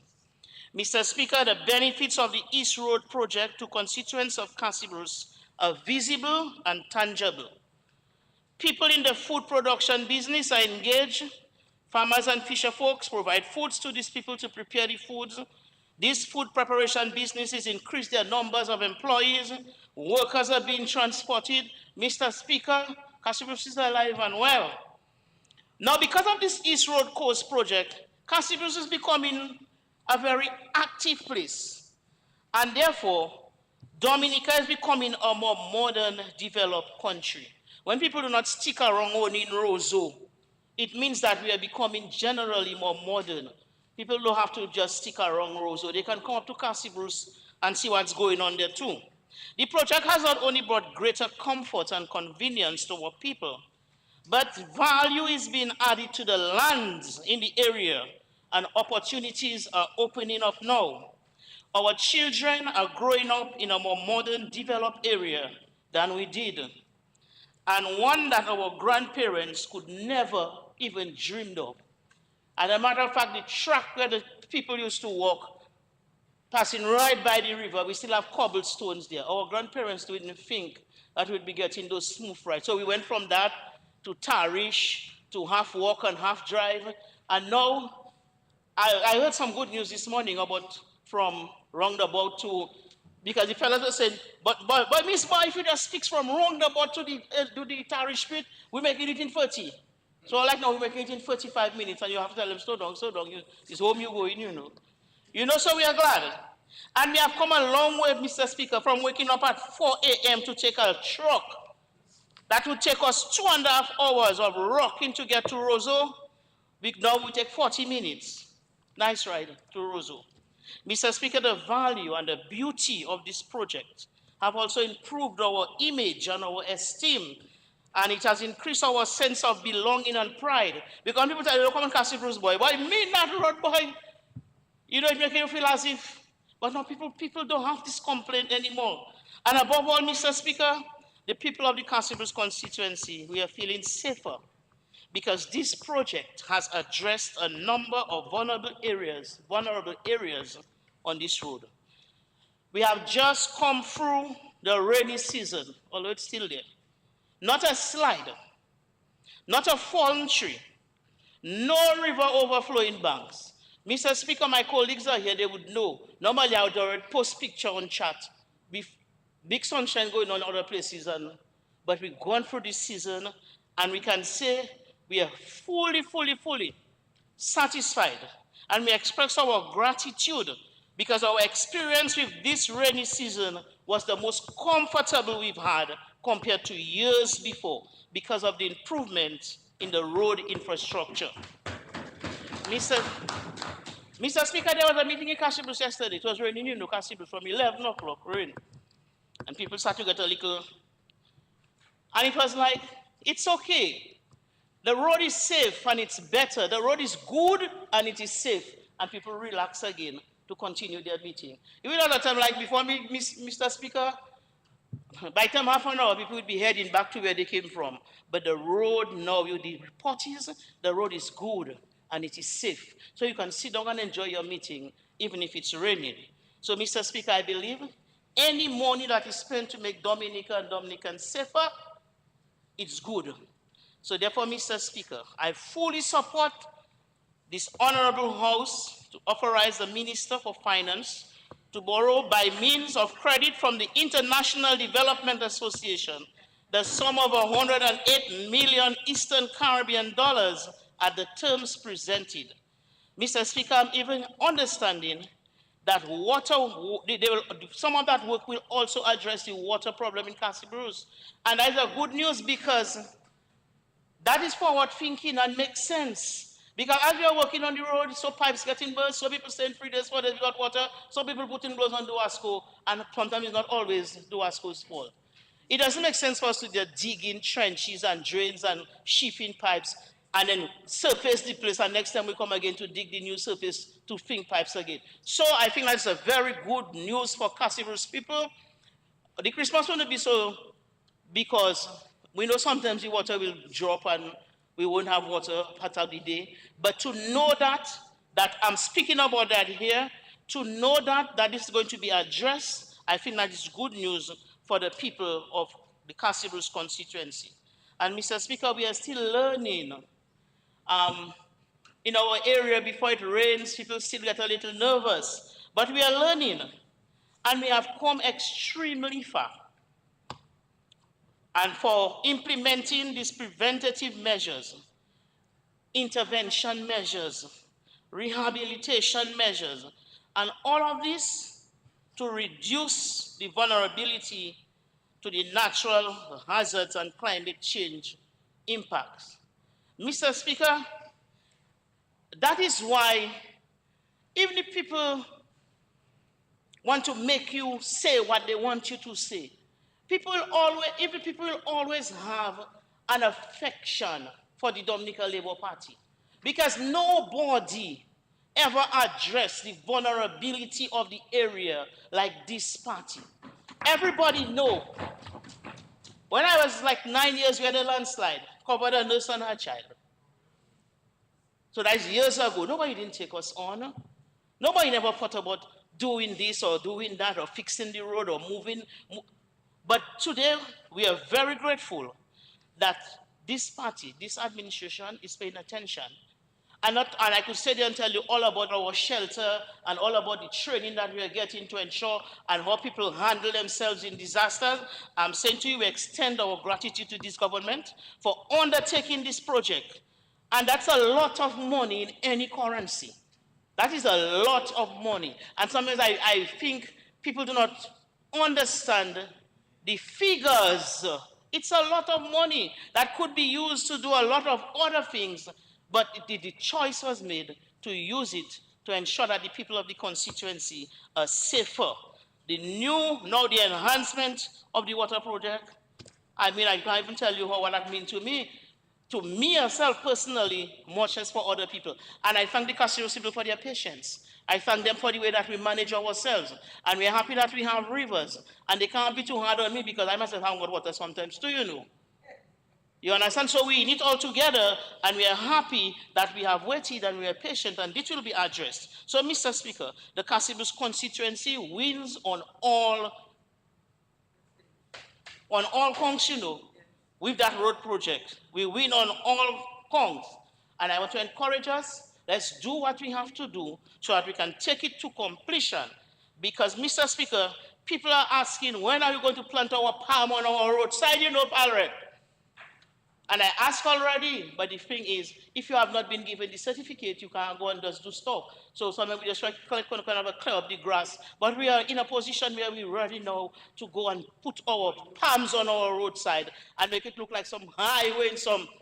Mr. Speaker, I can just imagine what will happen in Casibruce when that happens. And so we thank this administration, and I say I fully support the resolution to go on with that. Mr.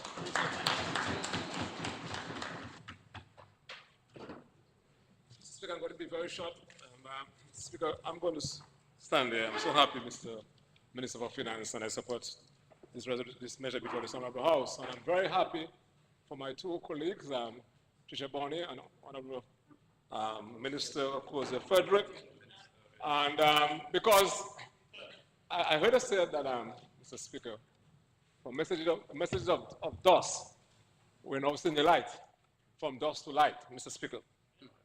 Mr. Speaker, I'm going to be very short, but I am going to tie that, Mr. Speaker, to my recollection and memory of the late Prime Minister Rosie Douglas. When he referenced talking to us on Honorable Vince, recall that. And we were just talking about the new Renaissance, and he was talking about the bigger picture of Dominica. And we would normally say, we're not talking about, I'm not interested in fries, fish, and Johnny cake. I'm interested in big things, the international airport, housing revolution, new road infrastructure. Those are what the late, great Rosie Douglas thought of Dominica, and he called it the promise of prosperity. That's what he said. So I'm happy now, Mr. Speaker, you can recall many debates in the House on the other side at the time. They were saying nothing was happening. You can recall that? Nothing was happening on the East Coast Road. All you were seeing was dust. Dust, dust, dust, dust. So now we have moved from dust to light, Mr. Speaker.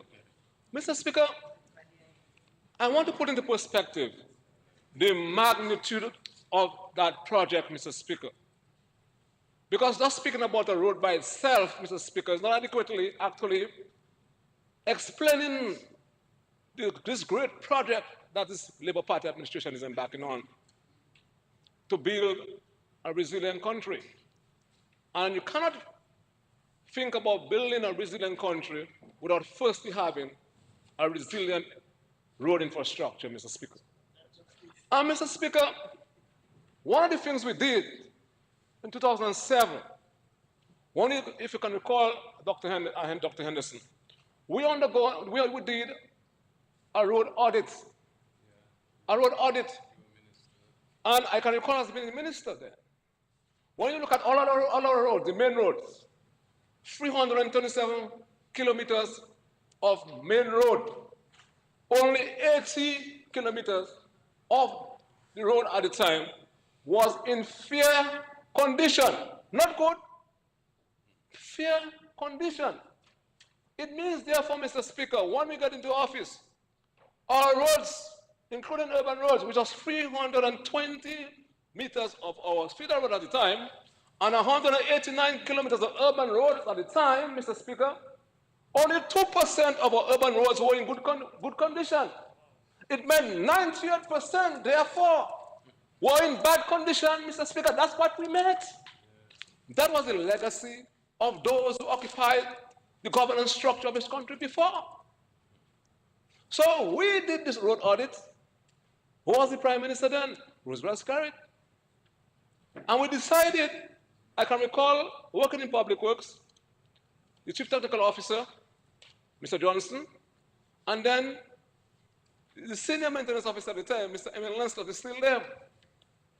And we decided by 2020, we're going to have our main roads 100% excellent condition. Then came Erica and Maria. Now, Mr. Speaker, you're talking about spending over $200 million in that section of the country, the East Coast section.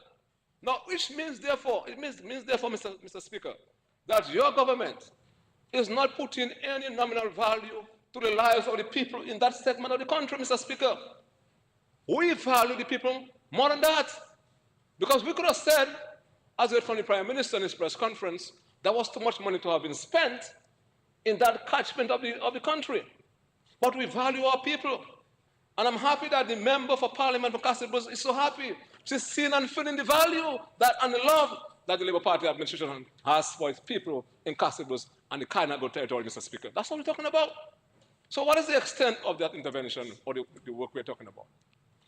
One of the most trying times for me as a minister then was to have driven down to Williams when the road collapsed, where culverts failed, and two national players, football players, perished, Mr. Speaker.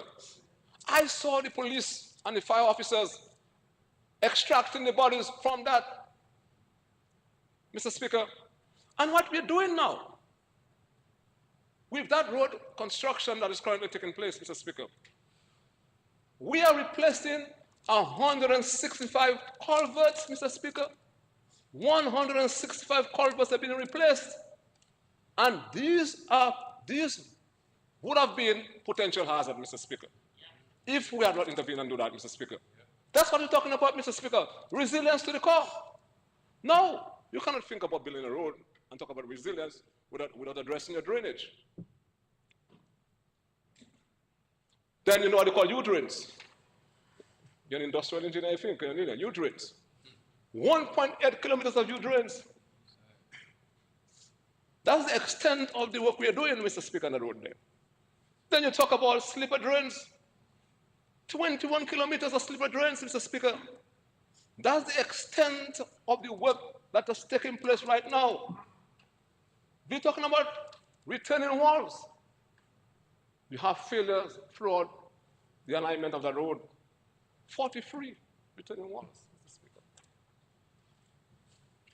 So that's not no, according to the late great Bruce Douglas, that's not no fried fish and Johnny cake we're talking about there, Mr. Speaker. That's a big thing. He was not interested in small thing. When he told Rosie about things, he said, what? About file. He said, what file are you talking about now?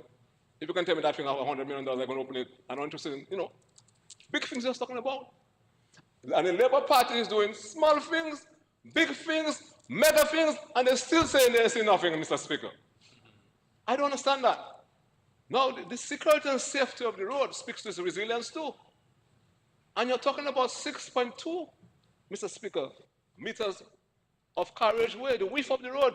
So you multiply 6.2 by 3.2, you get an appreciation as to how many feet. So what is going to happen, the ease and comfort you're going to have by directional traffic flow, Mr. Speaker, you think about the security and safety that we're talking about. So, Mr. Speaker, I want us to understand what we're talking about. It's not just simply building a road, Mr. Speaker, but it's building a road for the next generation, Mr. Speaker. The next generation. And it's building resilience. And it's consistent with our goals, Mr. Speaker, to make Dominica the first climate change country in the world, Mr. Speaker. I support this measure, Mr. Speaker. I'm happy for the member for Castlebrooks. I'm happy for my colleague, Mr. Honorable Corsair. And I'm happy for the people of Castlebrooks. And I'm happy for the people of Dominica. And this Labour Party administration will take this country to a sustainable path. And we're on the road to prosperity under the Labour Party administration, Mr. Speaker. Thank you very much.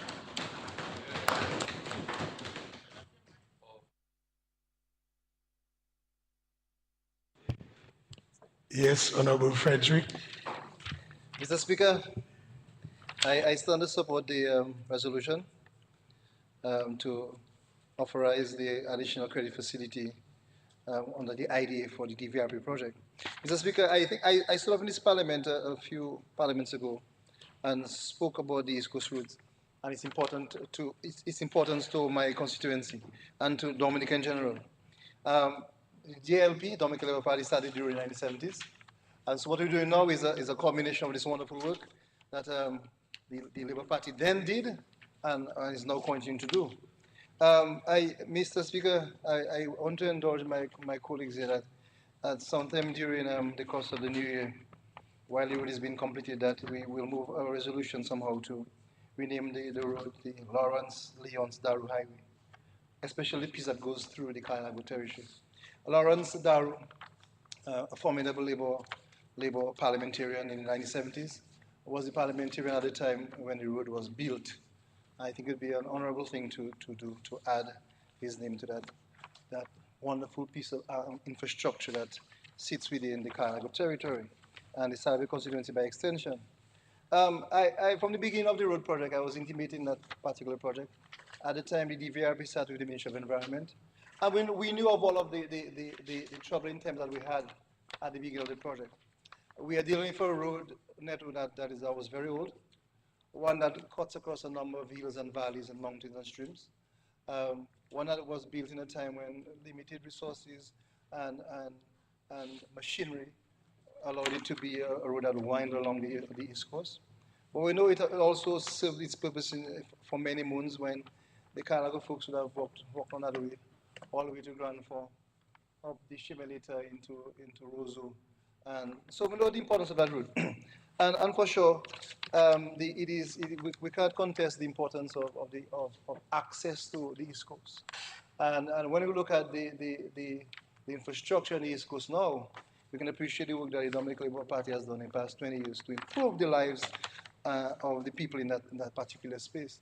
If I have to speak specifically to the Salve constituency, Mr. Speaker, you have a piece of highway going through a very rural community. And so the Kainago territory and Atkinson and Trizzel and Castlebrooks and the communities that make up the East Coast are being modernized in every sense of the word. And the road is connected to what people do, livelihoods. And we have a thriving agricultural sector in the Kainago community and in Castlebrooks as well. And you can well imagine that the completion of a wonderful East Coast road will help farmers get easy access. The commerce that happens within that space, every time you drive through the East Coast, you see a number of wholesale trucks and commerce is being done. And so it will make it much easier. And the colleagues just spoke about the drainage and the culverts and all of those. These are important pieces.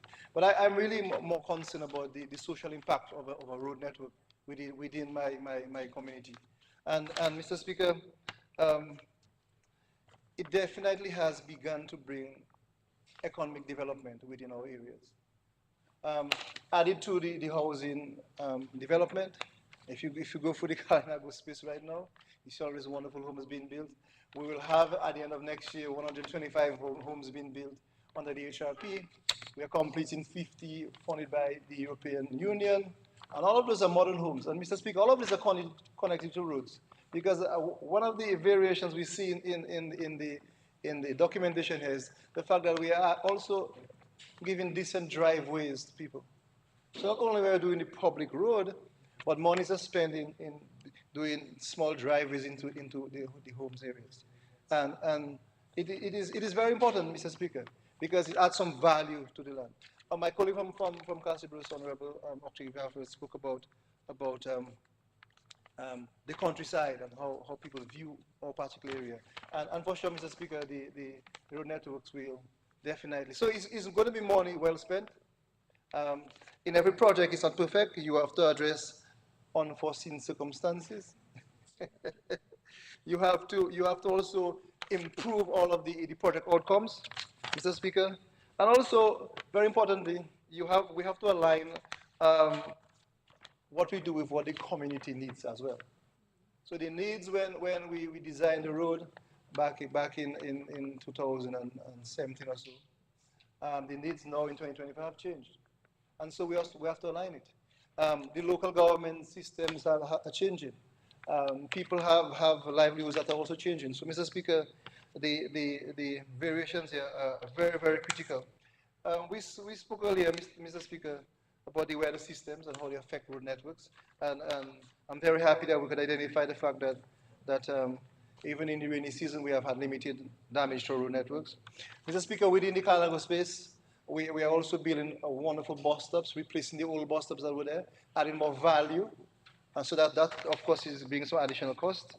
And, Mr. Speaker, while we're doing the entire realignment of the road and rehabilitation of the road, the Dominica Water Authority as well is expending over $4 million within the Salve constituency to have an improved water system. And so it means, Mr. Speaker, that we had to, in the entire road alignment, we had to move some electrical poles. We had to realign the water system that was running through right now through the center of the road. So all of that is an important part that adds to that $40 million US dollars for that East Coast road. Mr. Speaker, it is very, very clear that we will continue to do what we have to do as a government to ensure every citizen across our space gets an equal piece of the pie. And I must confess, Mr. Speaker, that the wonderful folks within the Salve constituency are benefiting. Initially, we had $79 million assigned to the Salve leg of the project. And I suspect out of the 108 million that is added here, we might get about half of that again, Mr. Speaker. I don't think it is too much to ask, because these are important piece of infrastructure within the Salve constituency. And I'd like to thank the work that the DVRP have been doing. And it's hard work, Mr. Speaker.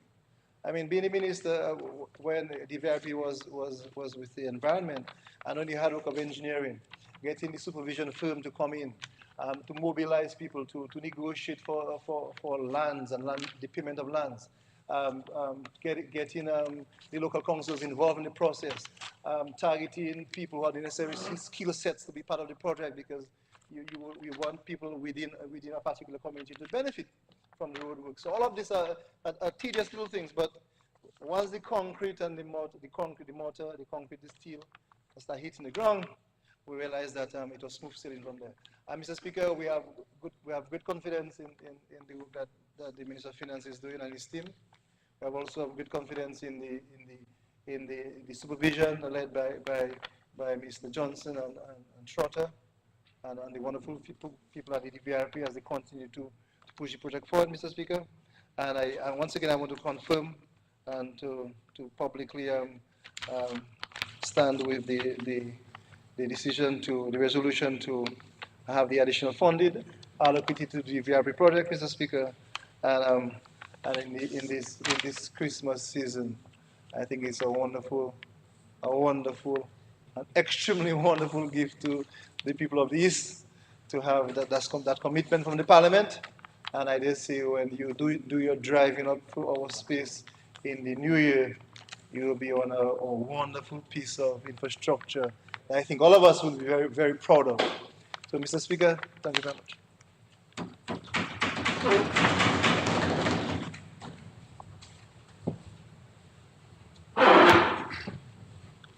Yes, Honorable Grant. Mr. Speaker, I rise to give my full support to this resolution before this Honorable House this afternoon. Mr. Speaker, if you would permit me just to give a brief overview in the variation because 108 million is a significant sum. So, the original contract for lot 1 of this road, which is 10 kilometers and consisted of 2 bridges, originally we had 6 retaining walls. This increased to 14. The original for that lot, we had 13 culverts. This increased to 74. We had concrete drains, a length of 9.5 kilometers. This increased to 20 kilometers. So we moved, and that's lot 1. So lot 1, Wadiab to Cassie Bruce, increased by $44 million. We have lot 2 from Cassie Bruce to Hatton Garden. Originally, we had 8 retaining walls. This increased to 35. We had a total of 38 culverts. This increased to 92. And the concrete drains, we originally had 22 slipper drains. We had to increase to 22 kilometers of slipper drains, which include box drains. Mr. Speaker, this is a significant sum, but you could see there were a number of variations that had to be done to not only protect the infrastructure, but the persons that live along those communities. Because we protected a number of homes, because we did a lot of retaining walls outside of the scope of the project, Mr. Speaker, but that was all in an effort to protect the property of persons along the road. Mr. Speaker, this means a lot to the cassava farmers of Deepa, the fisher folk of San Sauvé. This also is going to enhance the tourism product in the Kalinago territory because you will see the increased numbers of persons who are visiting, both the tourists and locals, Mr. Speaker. Mr. Speaker, we heard the Member of Parliament for the Cassibus constituency. The drive is much more smoother. The maintenance, wear and tear on your vehicle is less. And I think this is something that the people of Cassibus and the Kalinago territory are proud of. Mr. Speaker, as the Minister responsible for public utilities, the WASCO is currently doing extensive work in the Kalinago territory, Mr. Speaker, and Cassie Bruce. And while I'm on my feet, Mr. Speaker, I would like to extend my gratitude to the people of the Cassie Bruce territory, Cassie Bruce constituency, and the Kalinago territory for their patience and their understanding, Mr. Speaker. We know that it's difficult, but we can assure them that once the work is complete, they would be the beneficiaries of that, Mr. Speaker. Mr. Speaker, I would also like to extend my gratitude to the engineers, Mr. Speaker. They are all local, Mr. Trotter and Mr. Johnson, led by the PS within the Ministry of Public Works, Mr. Lancelot, for their diligence on this project. Mr. Speaker, we had seen a marked improvement over the last few months on this project, and I extend my gratitude to them for that, Mr. Speaker. Mr. Speaker, while I'm on my feet, I may not get the opportunity again, so I would like to extend warm Christmas greetings to the constituency of Wesley, Mr. Speaker. During this year, I continue to receive their love, their cooperation and understanding, especially during this time while we are building the largest infrastructure project this country has seen, the international airport, Mr. Speaker. And I thank them for their cooperation and understanding during this time. Last week, we had 2 wonderful nights of Christmas joy, Mr. Speaker, where we had some caroling and some music, and we share that Christmas spirit amongst our constituents, Mr. Speaker, and I thank them for that. Mr. Speaker, since I became the PAL rep, as I did from the past 5 Christmases, on Christmas Day, I share Christmas joy with the children of the constituency, and I'm looking forward to doing that again this Christmas Day. Mr. Speaker, I am hoping that the member for Margot, with the support of his colleagues, would be able to share some joy with the children of Margot, Mr. Speaker. I mean, you have two individuals who are appointed senator by Honorable Charles, Mr. Speaker, drawing over $2,000 a month. I think that for the month of December, they could give that salary, Mr. Speaker, to the member for Margot, because it's not their primary source of income, Mr. Speaker. It's something that they do, as we say, on the side. So they could give the December salary to Honorable Charles so that he can bring some joy to the people of Margot, especially the children. Mr. Speaker, remember Senator Paris is not there, Mr. Speaker, but it's important that he notes that if you want to lead, you must respect leadership. Honorable Charles brought you in, and I think that you should show the necessary respect to Honorable Charles, Mr. Speaker. And it's important that we show respect to leadership. Mr. Speaker, once again, I wish you and your family a Merry Christmas, and all the members of this Honorable House, Mr. Speaker, Merry Christmas. Thank you.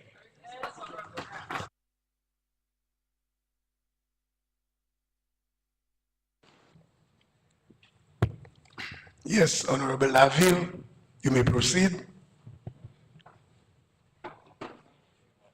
Thank you, Mr. Speaker. I too rise in support of this resolution before us to allow the Honorable Minister for Finance the ability to borrow the amount of 40 million US for the additional cost of rehabilitation works on the East Coast Road project. Mr. Speaker, I will be very brief because I'm bringing a different perspective. Of course, the Minister for Finance, and also to, just as you've heard, the Minister for Public Works would have given clear justification. But to take a different approach, in the previous debate, Honorable Henderson teased us to reflect and to ponder deeply. Well, he asked us to reflect on this, and it was, what are other countries doing, those countries that are developed, that we ought to be doing? And it was in relation to air access and the guarantee. So basically, the countries who are doing extremely well in tourism, they also to provide guarantees. And it was this reflection, Mr. Speaker, that caused me to think deeply on this as well and ask myself, what are some of the costs in other countries, and what is the cost in Dominica? And are these costs the same? So I read an article, and it was written in 2022, when the government of Barbados received financing in the amount of 115 million US dollars to construct 225 kilometers of roadway, amounting to 56 roads. And I asked myself, if we were to receive financing in this amount, 115 million US dollars, would we afford to do 56 roads? Or maybe it might be one, and if we're lucky, two. What would that be? So it's important to draw this comparison, because, Mr. Speaker, when I think of this road that we are doing, the East Coast Road, because in fact, it's costing us about 86 million US dollars right now. And when we look at the length of the road and we were to do the math, it's costing us about $2.8 million per kilometer of road. Whereas in Barbados, it would cost them about $500,000 per kilometer, Mr. Speaker.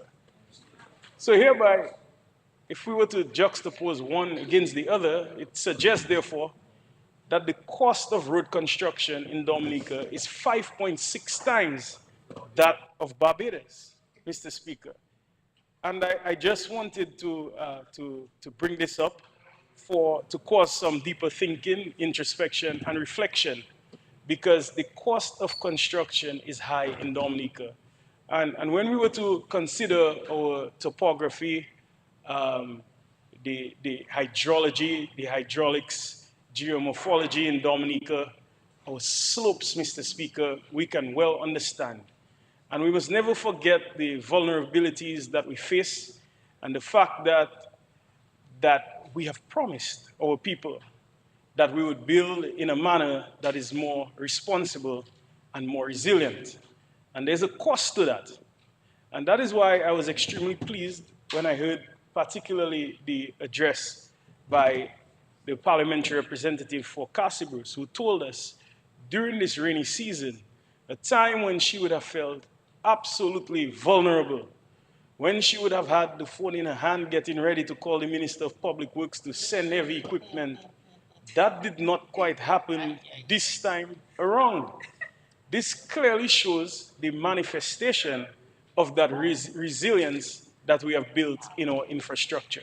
Mr. Speaker, with these few words, I wish to commend the government, this administration, for not merely making a promise, Mr. Speaker, to the world and to us as Dominicans, but crafting policy, Mr. Speaker, and turning this policy into actions that actually today it's affecting the lives in a positive way of the people of Dominica. And I just wish to commend this government highly for this action, for this global leadership in resilience, Mr. Speaker. Job well done, job well done. And the people of Dominica shall continue to prosper and benefit from this governance structure and this great leadership, Mr. Speaker. Thank you. And with these few words, I support the resolution.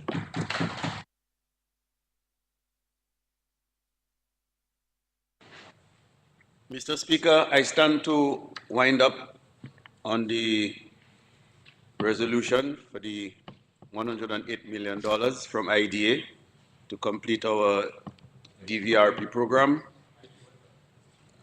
No, so International Development Association, the IDA.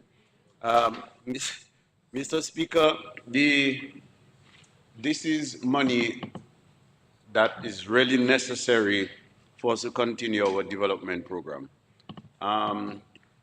If you remember, we had CREAT, which was the Climate Resilience Execution Agency of Dominica. And under CREAT, we have these 6 result areas. And our resilient infrastructure is just one of those 6 areas. Obviously, we have this robust economy, we have strong communities, the collective consciousness, and it's our natural resource, which is what we do with geothermal, and our institutional system, all of these 6 result areas. So this one really addresses our resilient infrastructure. And though it may seem a lot, as the Minister of Public Works said, it's a significant amount, but if you don't have the vision, and if you don't see the bigger picture, you might just want to question that amount. But the point is, it's all about resilience that we're addressing. Granted, we know about the economics of it and what it brings to the community. The community is affected. We also know about the safety and the comfort to the residents of that area and anyone who uses these roads. But it really addresses our resilience to a very large extent. And the Minister for Health did explain to his 5.6 times more to construct in Dominica as compared to other islands in the region. So it is a significant amount, but I think it's money well spent in that it addresses major issues that could possibly arise later down. But we have to look at it also in terms of how everything fits in together. So this is the infrastructure, but also there are many other things that we spend quite a bit of money on. But that's just how this government functions, because we're looking at the future, we're thinking of the bigger picture. So we may spend more, but in the longer run, we actually will be saving much more because we're building back better. That is the point that we have to keep in our mind. We're building back better. And as we go along and as we accomplish some of these development programs, right away this morning, you heard the Prime Minister immediately talk about Badiab to Pokase and then the Glosho Bridge to Sultan. So as we get one done, we move into the next level. And this is what this government is about. And this is what we should appreciate, is a forward-thinking government is a proactive government, and nothing is too much when it comes for the development of this country for the Dominican Labour Party. So with these few words, Mr. Speaker, I think in view of all what has been said, this resolution should be supported by everyone, and I have actually no reservations in supporting this resolution, and I'm pleased that all the other speakers will support this resolution as well. Thank you very much, Mr. Speaker. This concludes the debate on the motion. I will now put the question. Be it resolved that in accordance with Section 3.1 of the Loans Act, Chapter 6405 of 1990, revised laws of the Commonwealth of Dominica, this Honorable House authorizes the Minister for Finance to borrow by means of credit from the International Development Association a sum not exceeding 30,100,000 special drawing rights, equivalent to 40 million United States dollars, or 108 million Eastern Caribbean dollars, on the following terms.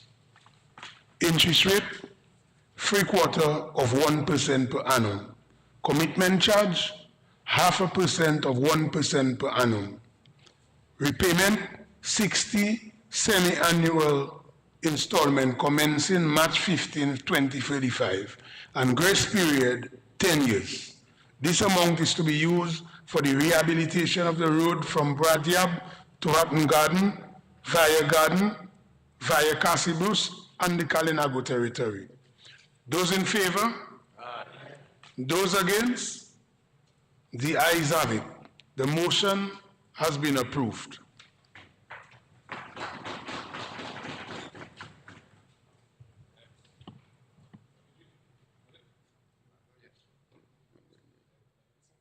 Mr. Speaker, resolution for the Excise Tax Amendment Order 2024. Whereas Section 2 of the Excise Tax Act, Chapter 6906 of the 2017 Revised Laws of the Commonwealth of Dominica, defines taxable goods as goods specified in the first schedule. And whereas Section 4.1 of the Act provides for the rates of excise tax to be prescribed in the third column of the first schedule.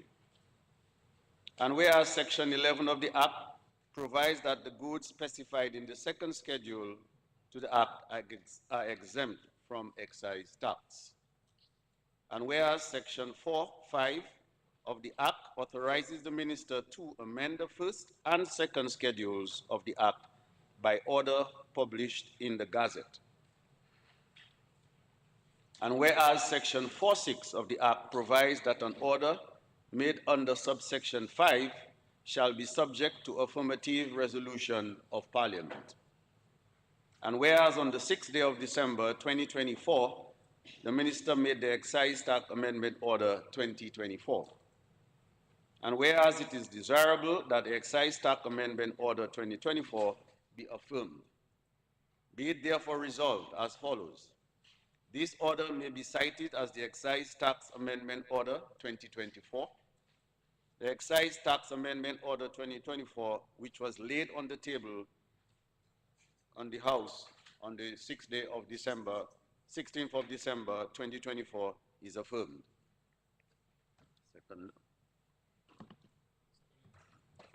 Second the motion.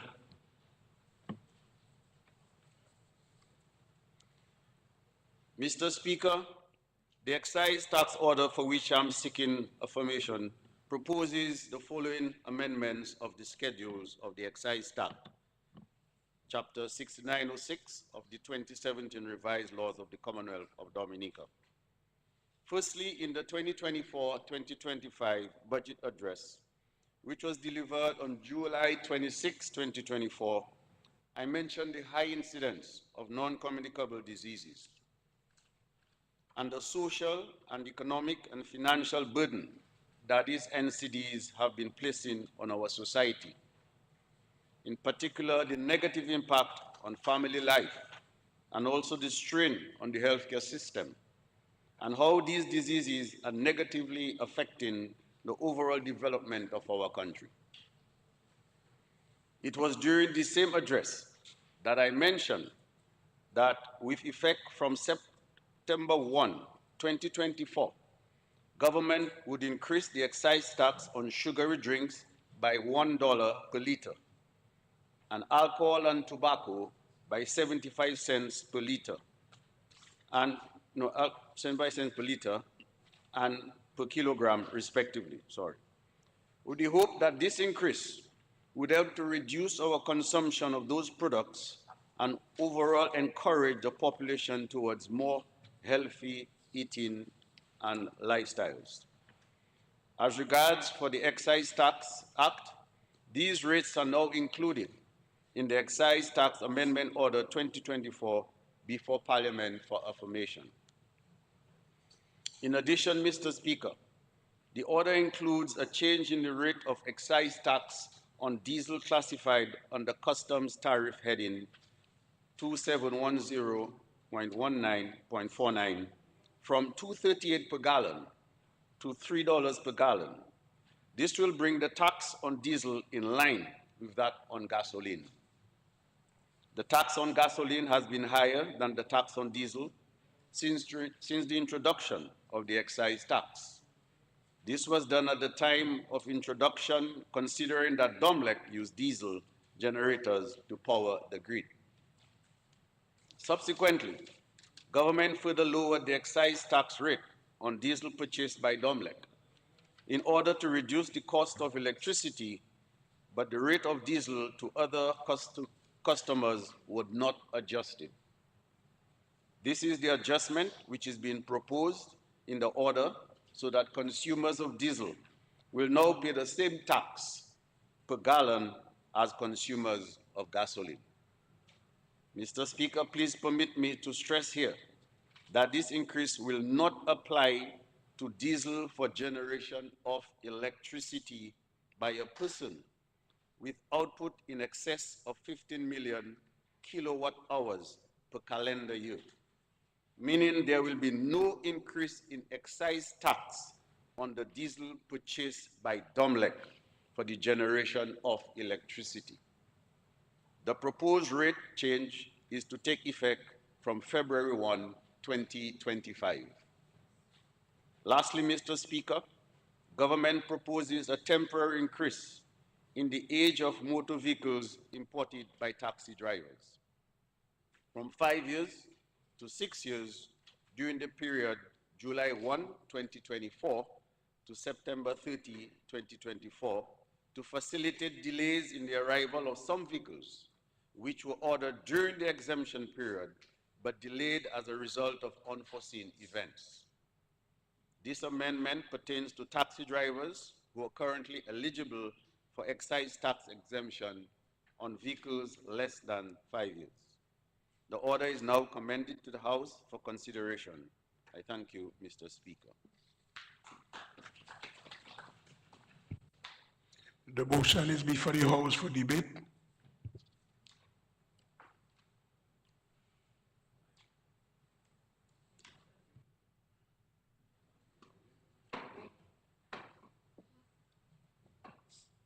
Mr. Speaker, I rise in support of the amendment. We know that it is never an easy thing to increase taxes of any sort, except when it is as a policy tool to, one would say, encourage behavior in a particular direction, as in the case of the consumption of sugary drinks. But for me, my focus is on the leveling of the excise tax on diesel to be at par with the excise tax on gasoline. So that's not an easy one, because we all feel the pressure at the pump when the prices go up. Mr. Speaker, since the early 2000s, the government of Dominica decided to create a pass-through system for petroleum pricing. That is to say that the price buildup take into account the price on the world market and removing what used to be a buffer created by the government. Prior to that, the government would collect taxes based on a system that was created such that the prices were set. When the world prices go up, the government would absorb the loss. When it goes down, the government would enjoy the increase in excise for what is collected by the state. But before I continue, I just want to highlight a fundamental point that sometimes we forget. Every time we talk about government collecting taxes, we talk about it as if to say it is for the benefit of those who sit in the cabinet. Government taxes is for the general operation, maintenance, and upkeep of the states, the functioning of the states. Even to keep the lights on in this parliament comes from the taxes that we collect.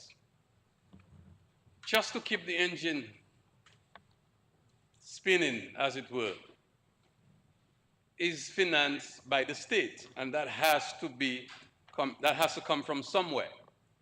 In the case of excise tax on diesel, it is also an opportunity, although it may seem to be incidental. That is to say, the increase, hopefully, would affect behavior, just as the increase on sugary drinks. And that should, perhaps, to some extent, and not everywhere, because you still want the buses moving to and through. But personally, we can make some discretionary driving. We can carpool. We need to start talking a different language. And I know every time we talk about increase, so we're afraid to say it because we think people are sassing us. I'm not going to fall for that. Withdrawn. Because we seem to feel as if it is always a bad thing. I mean, an increase, people in Europe, I forgot my actual data set, but people in Europe pay a lot of money for fuel because they are of the view that the consumption of fuel should be something done discretionary, but is something that should be done responsibly. And in the case of diesel, unfortunately, it will affect the truckers.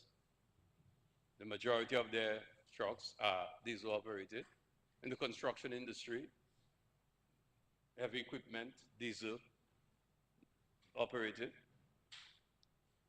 But on a personal, private vehicle ownership, we can offset that by being more responsible in our consumption. That is our behavior. It is not a popular thing to say, but I believe it is something that we need to consider.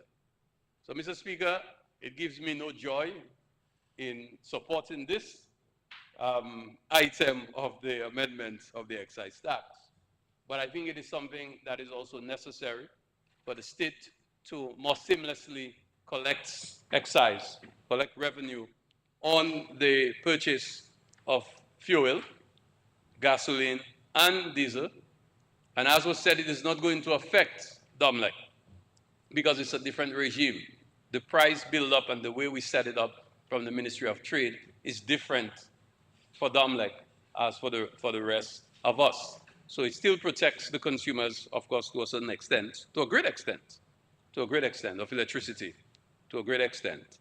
And I look forward to the day when we will get rid of the generation of electricity by the use of diesel.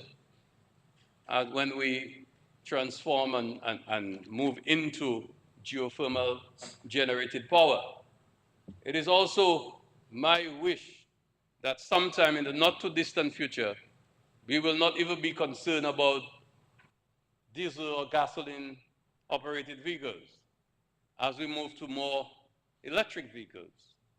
And I also want to urge us, those of us who have to buy vehicles, to consider hybrid vehicles. No, I wasn't telling you to buy an electric vehicle, Minister. I wouldn't do you that because you might forget to charge it. Next thing your battery die, you stop on the road.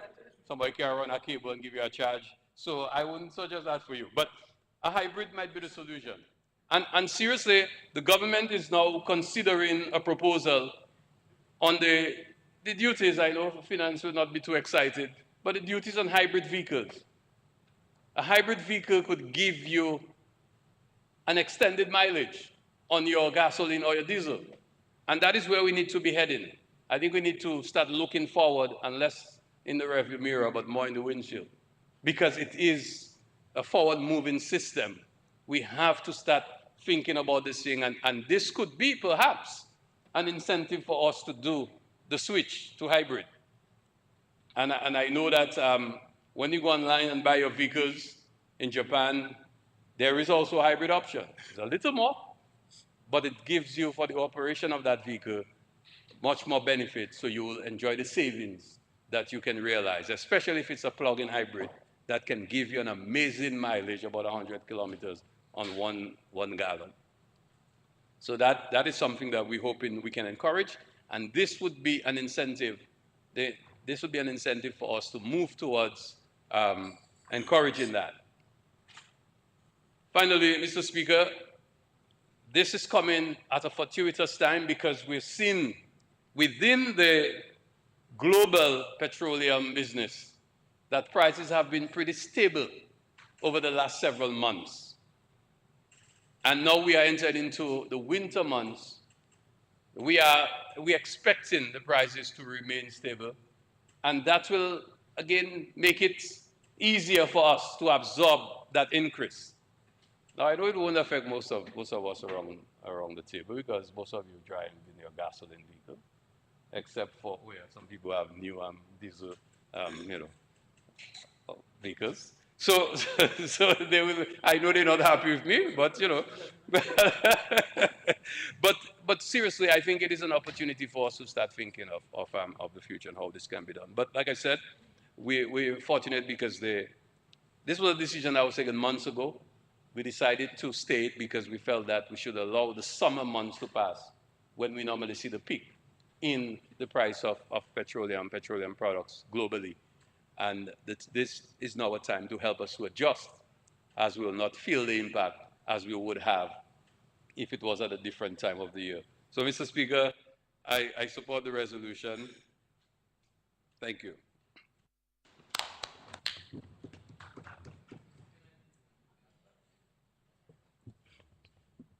Thank you, Mr. Speaker. I too rise in support of the amendments. I can clearly understand why the Minister for Trade would be so enthusiastic in certain regards. As I drive a diesel and he has a hybrid.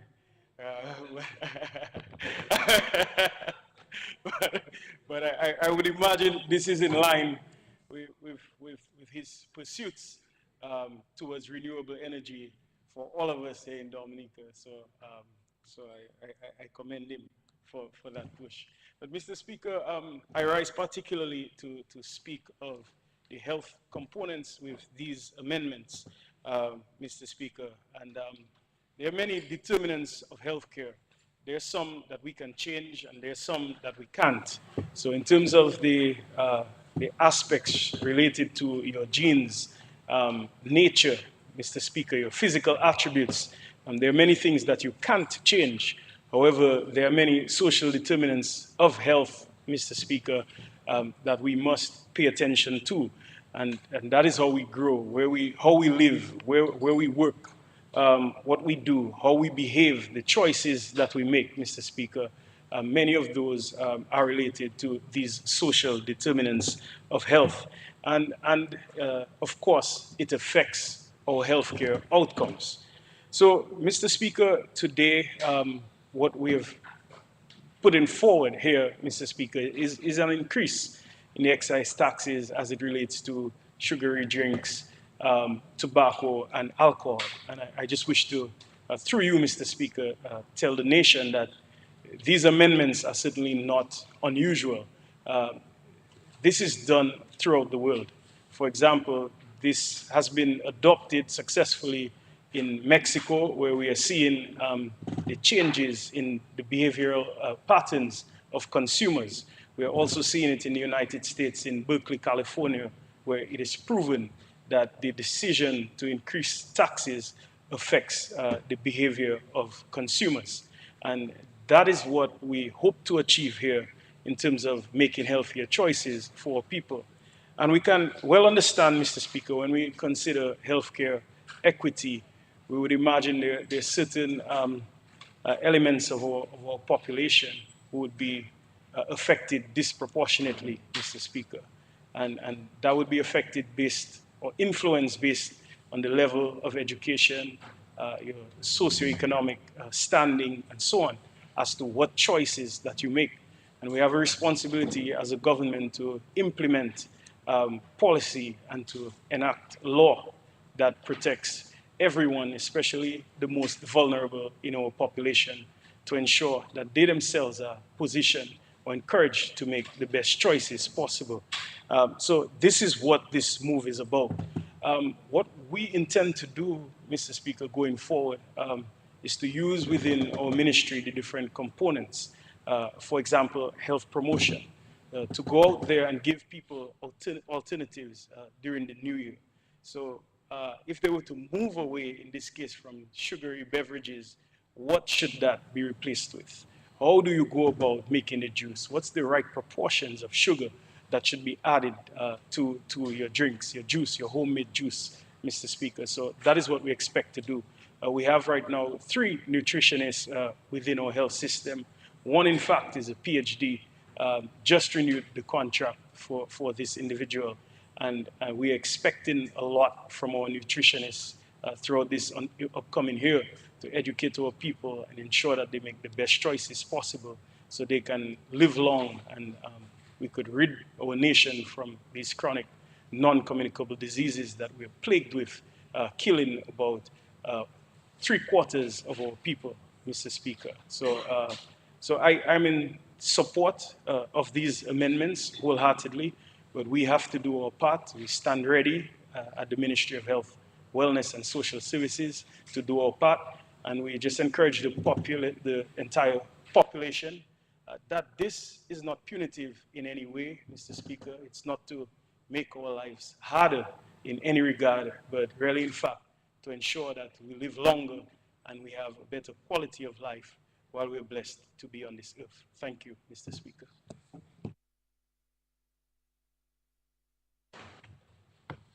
Yep. Mr. Speaker, Yes. thank you very much. I mean, the reality is, Mr. Speaker, it is really, this matter is really trying to find a balancing act. We know people love your drinks. There are people who love your Coke and your Sprite. And there are people who use these sugary drinks as a source of energy. Then there may be people like me who don't drink but who buy a lot of alcoholic beverages. Because there is some who don't drink and there's some who drink. There's some who don't like to drink and there's some who love to drink. There are some who don't smoke, but there are some who love a cigar after a meal. And we have to respect that. So, I mean, I'm dealing with things in a practical way, Mr. Speaker. But the reality is, the entire international health system is grappling with health issues. Grappling. And whenever the WHO meets, whenever PAHO meets, the Pan American Health Organization meets, that is central to the consideration. What kind of policies and programs we can put in place in our respective countries to help fight the prevalence of chronic non-communicable diseases in particular. Because that is a major strain on the health, wellness, and wealth of nations. Because it is a huge cost to treat people who would have contracted the disease. And the cost is largely because, Mr. Speaker, is a recurrent thing. You can't cure. So it's recurrent treatment. It is not that you get a cut, they give you some antibiotics, the cut cures, and you move on. And then if you don't take care of yourself, Mr. Speaker, so if you have diabetes, you don't take care of yourself, you run the risk of kidney failure. Your lungs will get affected. And so you may not die from diabetes, but you may die from diabetes-related illnesses. And so if you're diabetic, then you're hypertensive, then you have a kidney problem. It's a huge cost. And I have had the misfortune, Mr. Speaker, of interacting with scores of Dominicans on health issues. And I have seen families who had $300,000, $400,000, $500,000 in the bank, saved in their old age, to enjoy the rest of their life on earth, and somebody falls sick. And they're moved to literally almost nothing in the banks. Because healthcare, the world over, is prohibitive. It's prohibitive. And so we're not here to, as a government, to dictate how people run their lives, dictate how people use their money, or what they want to do. But we have an obligation as a government, as a country, to protect the citizens and to poke the citizens to reflecting on the decisions that they make and the choices that they make with regards to their consumption. So we're not here to say, well, don't take sugar, or don't eat an ice cream, or don't eat up a cake, or don't take a drink, or don't smoke a cigarette if you want to smoke a cigarette. But in all things, we have to do it in moderation. And in all things, we have to inform and educate ourselves about the implications if we move from moderation to excessive use and consumption. And I think that we have to move to a point of, and this is why when we put the new portfolios in place in the 2019, after 2019 election, and we introduced the wellness part of the ministry, and even at the health centers we call them health and wellness centers. Because we do not want to we have to move away from the health centers being a place where you go and treat yourself when you get sick. But rather a place where you can be guided in how to maintain your well-being. So you go there even if you're not sick, to tell you about the diet that you should follow, to tell you about the exercise regime that you can do, and et cetera, et cetera. And I think, Mr. Speaker, we in Dominica, and it's a natural phenomenon that the more developed you get, is the less you rely on things you did before. So if you look at the history of the United States, if you go to the United States and look at the data in 1930, 1940, 1950, 1960, the black people in America were the healthiest because they were among the poorest. They still are poor today, but they were among the poorest. The difference between now and then was that they were growing the collard greens in the backyard. They had the tomatoes, they had the green beans, they had the spinach.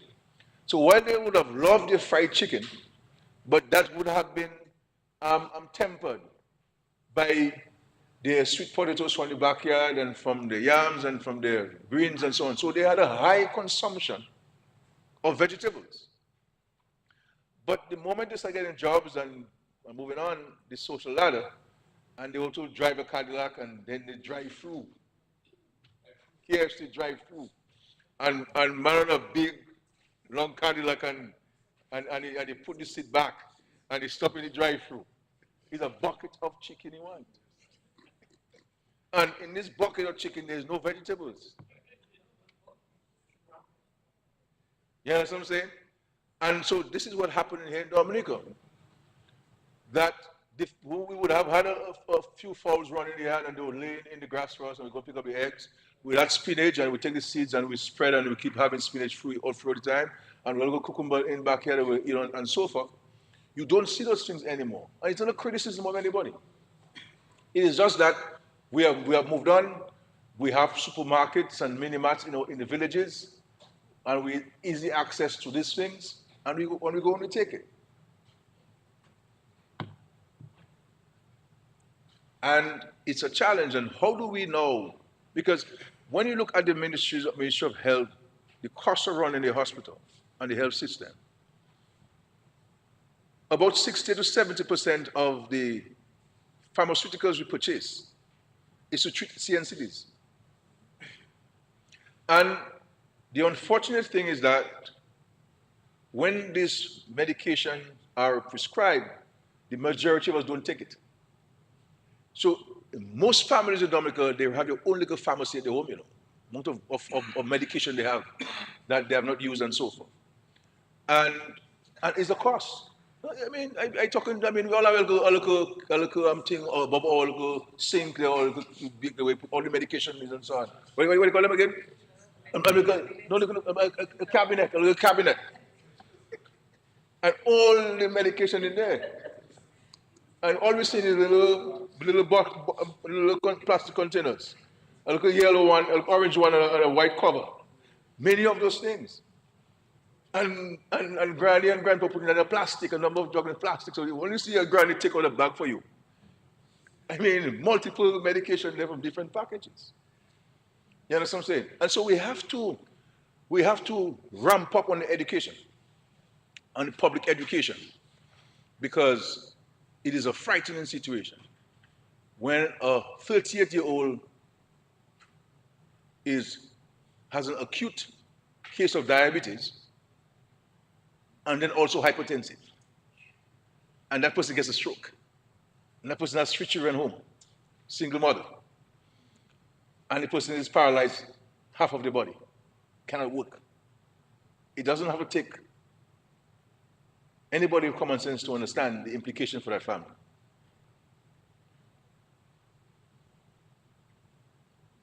And the more of us who are sick is the more pressure it places on the health system. So the health system now is no longer primary health care. It is secondary and tertiary. Because everybody who is sick has to go to the hospital. So the hospital that's supposed to be dealing with 30% of the sickness in the country has to deal with 100% now. Because if you look at the health centers that we built and all the health centers across Dominica, if we don't watch it, they'll become obsolete, meaning they will not be used by people anymore. Because you have a higher density of private doctors, private facilities, and people like to go private facilities. To private doctor, that's an in thing in Dominica, private doctor. If you're pregnant and you go to the health center in the village, you get even better care than a private doctor because it's free.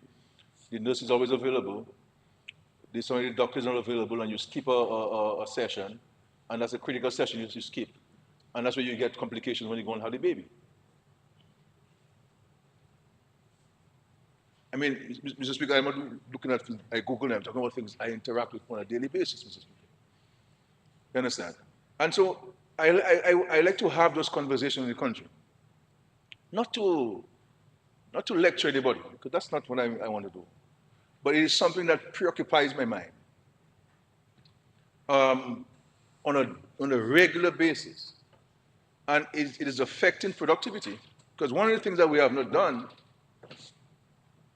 because I don't think the statistics system in our countries, and I'm talking about the entire Caribbean, have the kind of sophistication or the resources that we need to do those kinds of analysis as the United States and other countries. The impact of health on productivity and the economy. You understand? It's huge. The number of sick days we take from work and the extent of sick leave that we take, if you have to put it together, is a significant part of the GDP. It's huge. And the number of people who have to be consideration have to be given to have them medically bought off. And that's why I believe, Mr. Speaker, within the employment environment, we have to institute a program for health and wellness. Exercise. I had a friend who had a business, and one of the things he used to do is to have vitamin C And they give everybody, all the employees vitamin C every morning they come to work. And it is very scary, you know. And when everybody will get vitamin C, I have less people getting sick from the flu and all these things.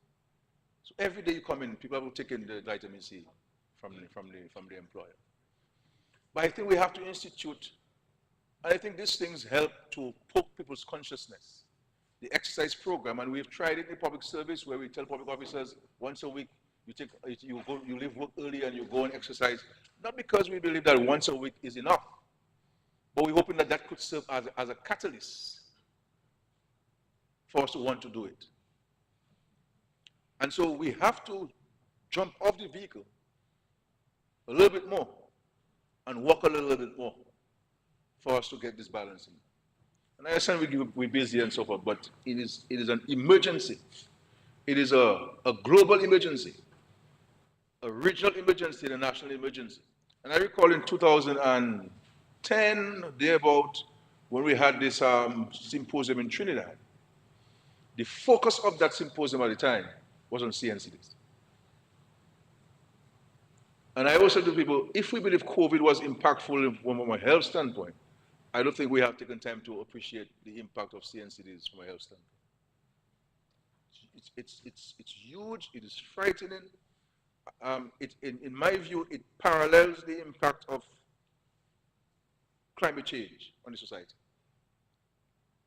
And so, this is, while the government may because every tax measure brings in revenue, but the revenue is going to bring to you is not going to shift the needle. It's not going to be significant. But it is an effort and I hope that it can poke our consciousness.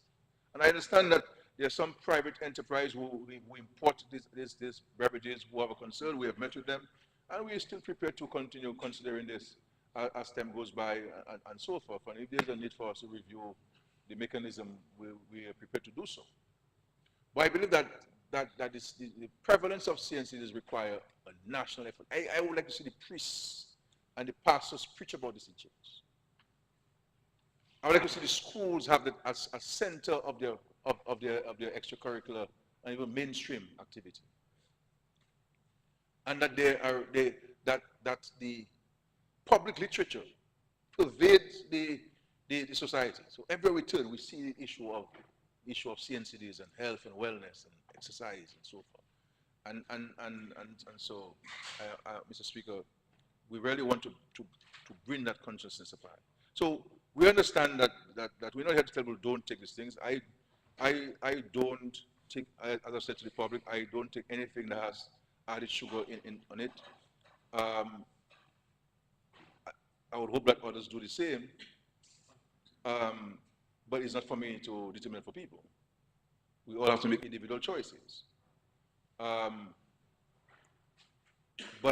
those of us who have to take, I mean, Mr. Speaker, I mean, a vanilla ice cream, a coconut ice cream, nice, you know. I mean, so I'm not going to tell them I don't take I can tell you, when I see a coconut ice cream, I feel like grabbing that thing and having some, you know. But so, and when I go home at night and I feel a little peckish and so on because you go to a sugar withdrawal and you're tempted now to take a cake in the fridge and eat that, you know. But I have to watch it and say, my brother, no, I shall not be tempted. You know, I shall not be tempted. I shall not fall for temptation. So we're not telling. We're not here to advocate people don't take your ice cream. This thing is very important. You can have an ice cream, you can have a cake, but you also have to exercise and watch the health, because it is serious. So this is really. So if you realize we're not here talking about excise tax. None of us who spoke there talking about excise tax and much revenue. The Minister of Finance is not talking about how much revenue you can get from this and all this thing. This is an opportunity for us now to poke the consciousness. Obviously, we in the Ministry of Health have to do more, as the Minister has articulated, some education and stuff, but it's not the Ministry of Health alone. The Ministry of Health is not going to address that issue. This has to be a concerted, systemic, national effort. All of us have to play our part. And because each of us is responsible for our own health and wellness, and each of us is responsible for our family health and wellness. And by this, I believe that we have to be, during the COVID time and after the hurricane, we had encouraged backyard gardening, and a lot of people got involved in planting of lettuce and green beans and so forth. Something we have to go back to. You know, we don't need to put all our backyard in concrete. You can leave a space. And if you have no space, then we can use the old fridge rather than throwing it, and the old basin and the old stove, and we can use it to grow our food in the back, and the old tires and so forth, that we can fill it with soil and do different things, etc., etc., etc. Vertical agriculture and so on. You can put things on our walls and our stuff, and on our veranda, the railings of our veranda and so on. Get the pots and put the stuff, and so we can get that balanced diet and so forth. And so I'm sorry, Mr. Speaker, for speaking so long on this matter. But when I get going on this matter, I don't want to stop, because it is a huge preoccupation of mine. And as you know, for several years now, I've been on that crusade and that mission to highlight this to people. Highlight this because it is serious, and this is why those of us who prepare food for people to sell, let's be careful.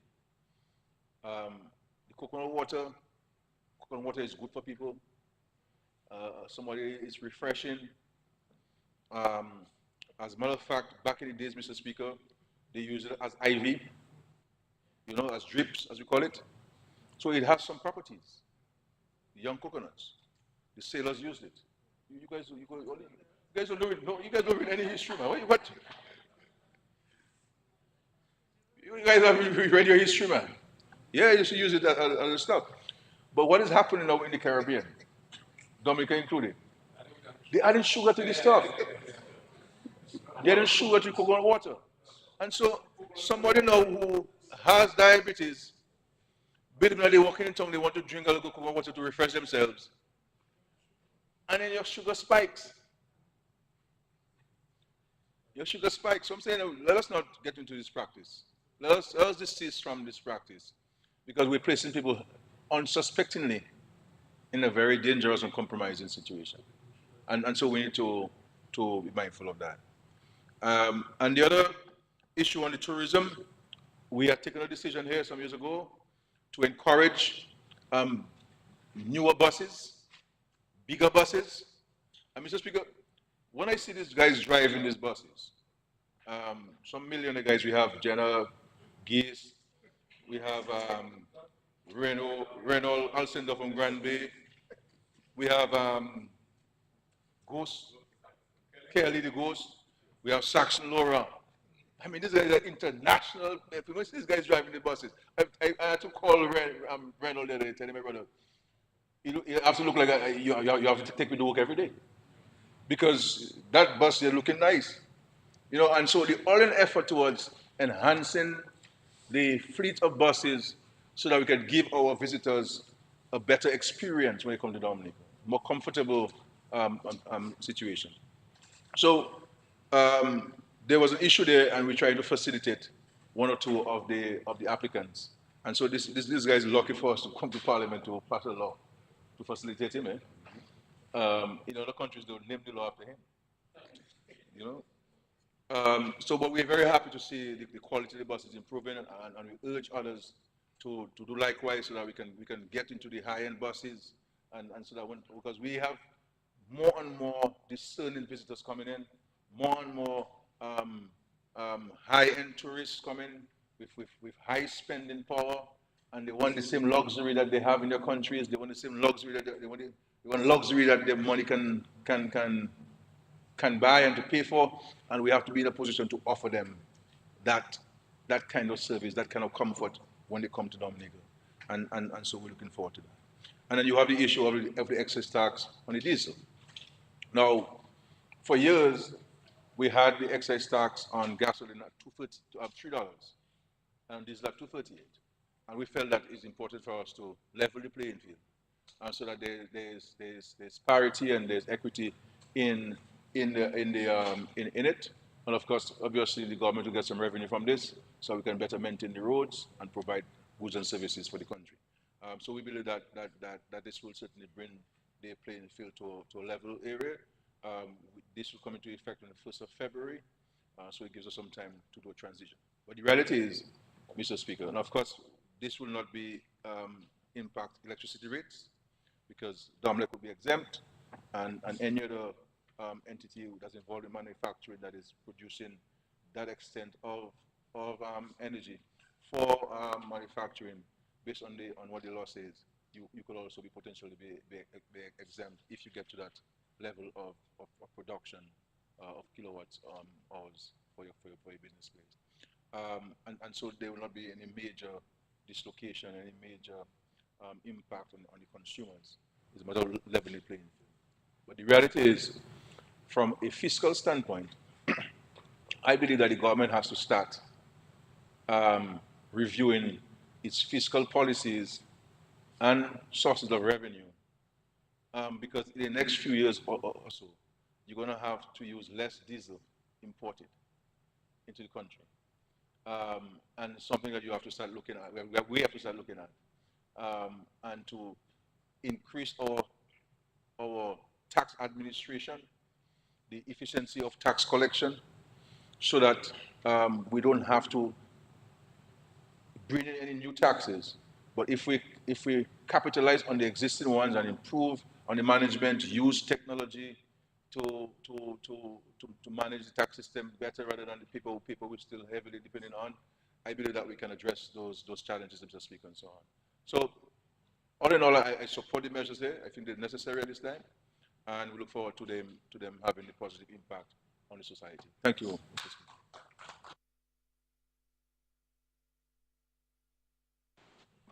Mr. Speaker, I rise to wind up on the debate of the Excise Tax Amendment Order 2024.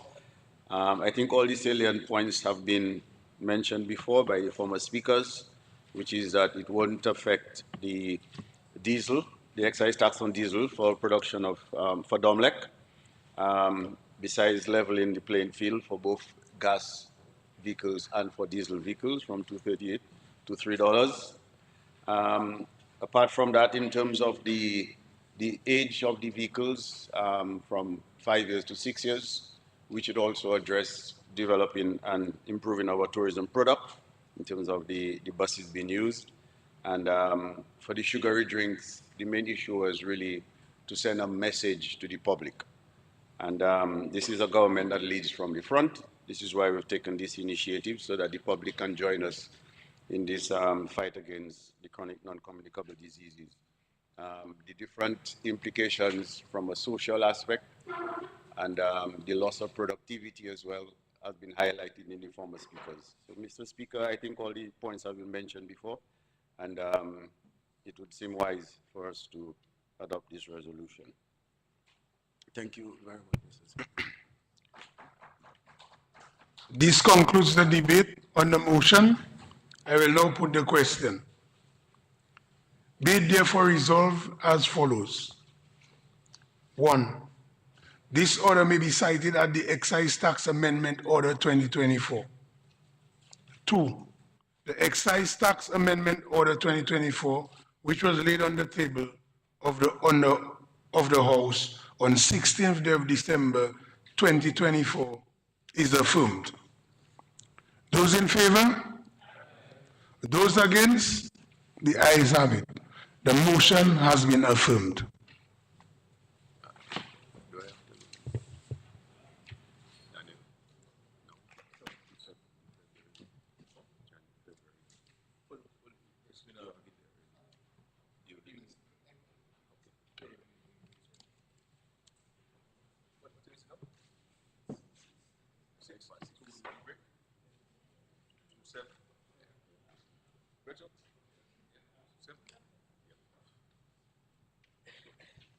Mr. Speaker, I move that the House be suspended until 7 p.m.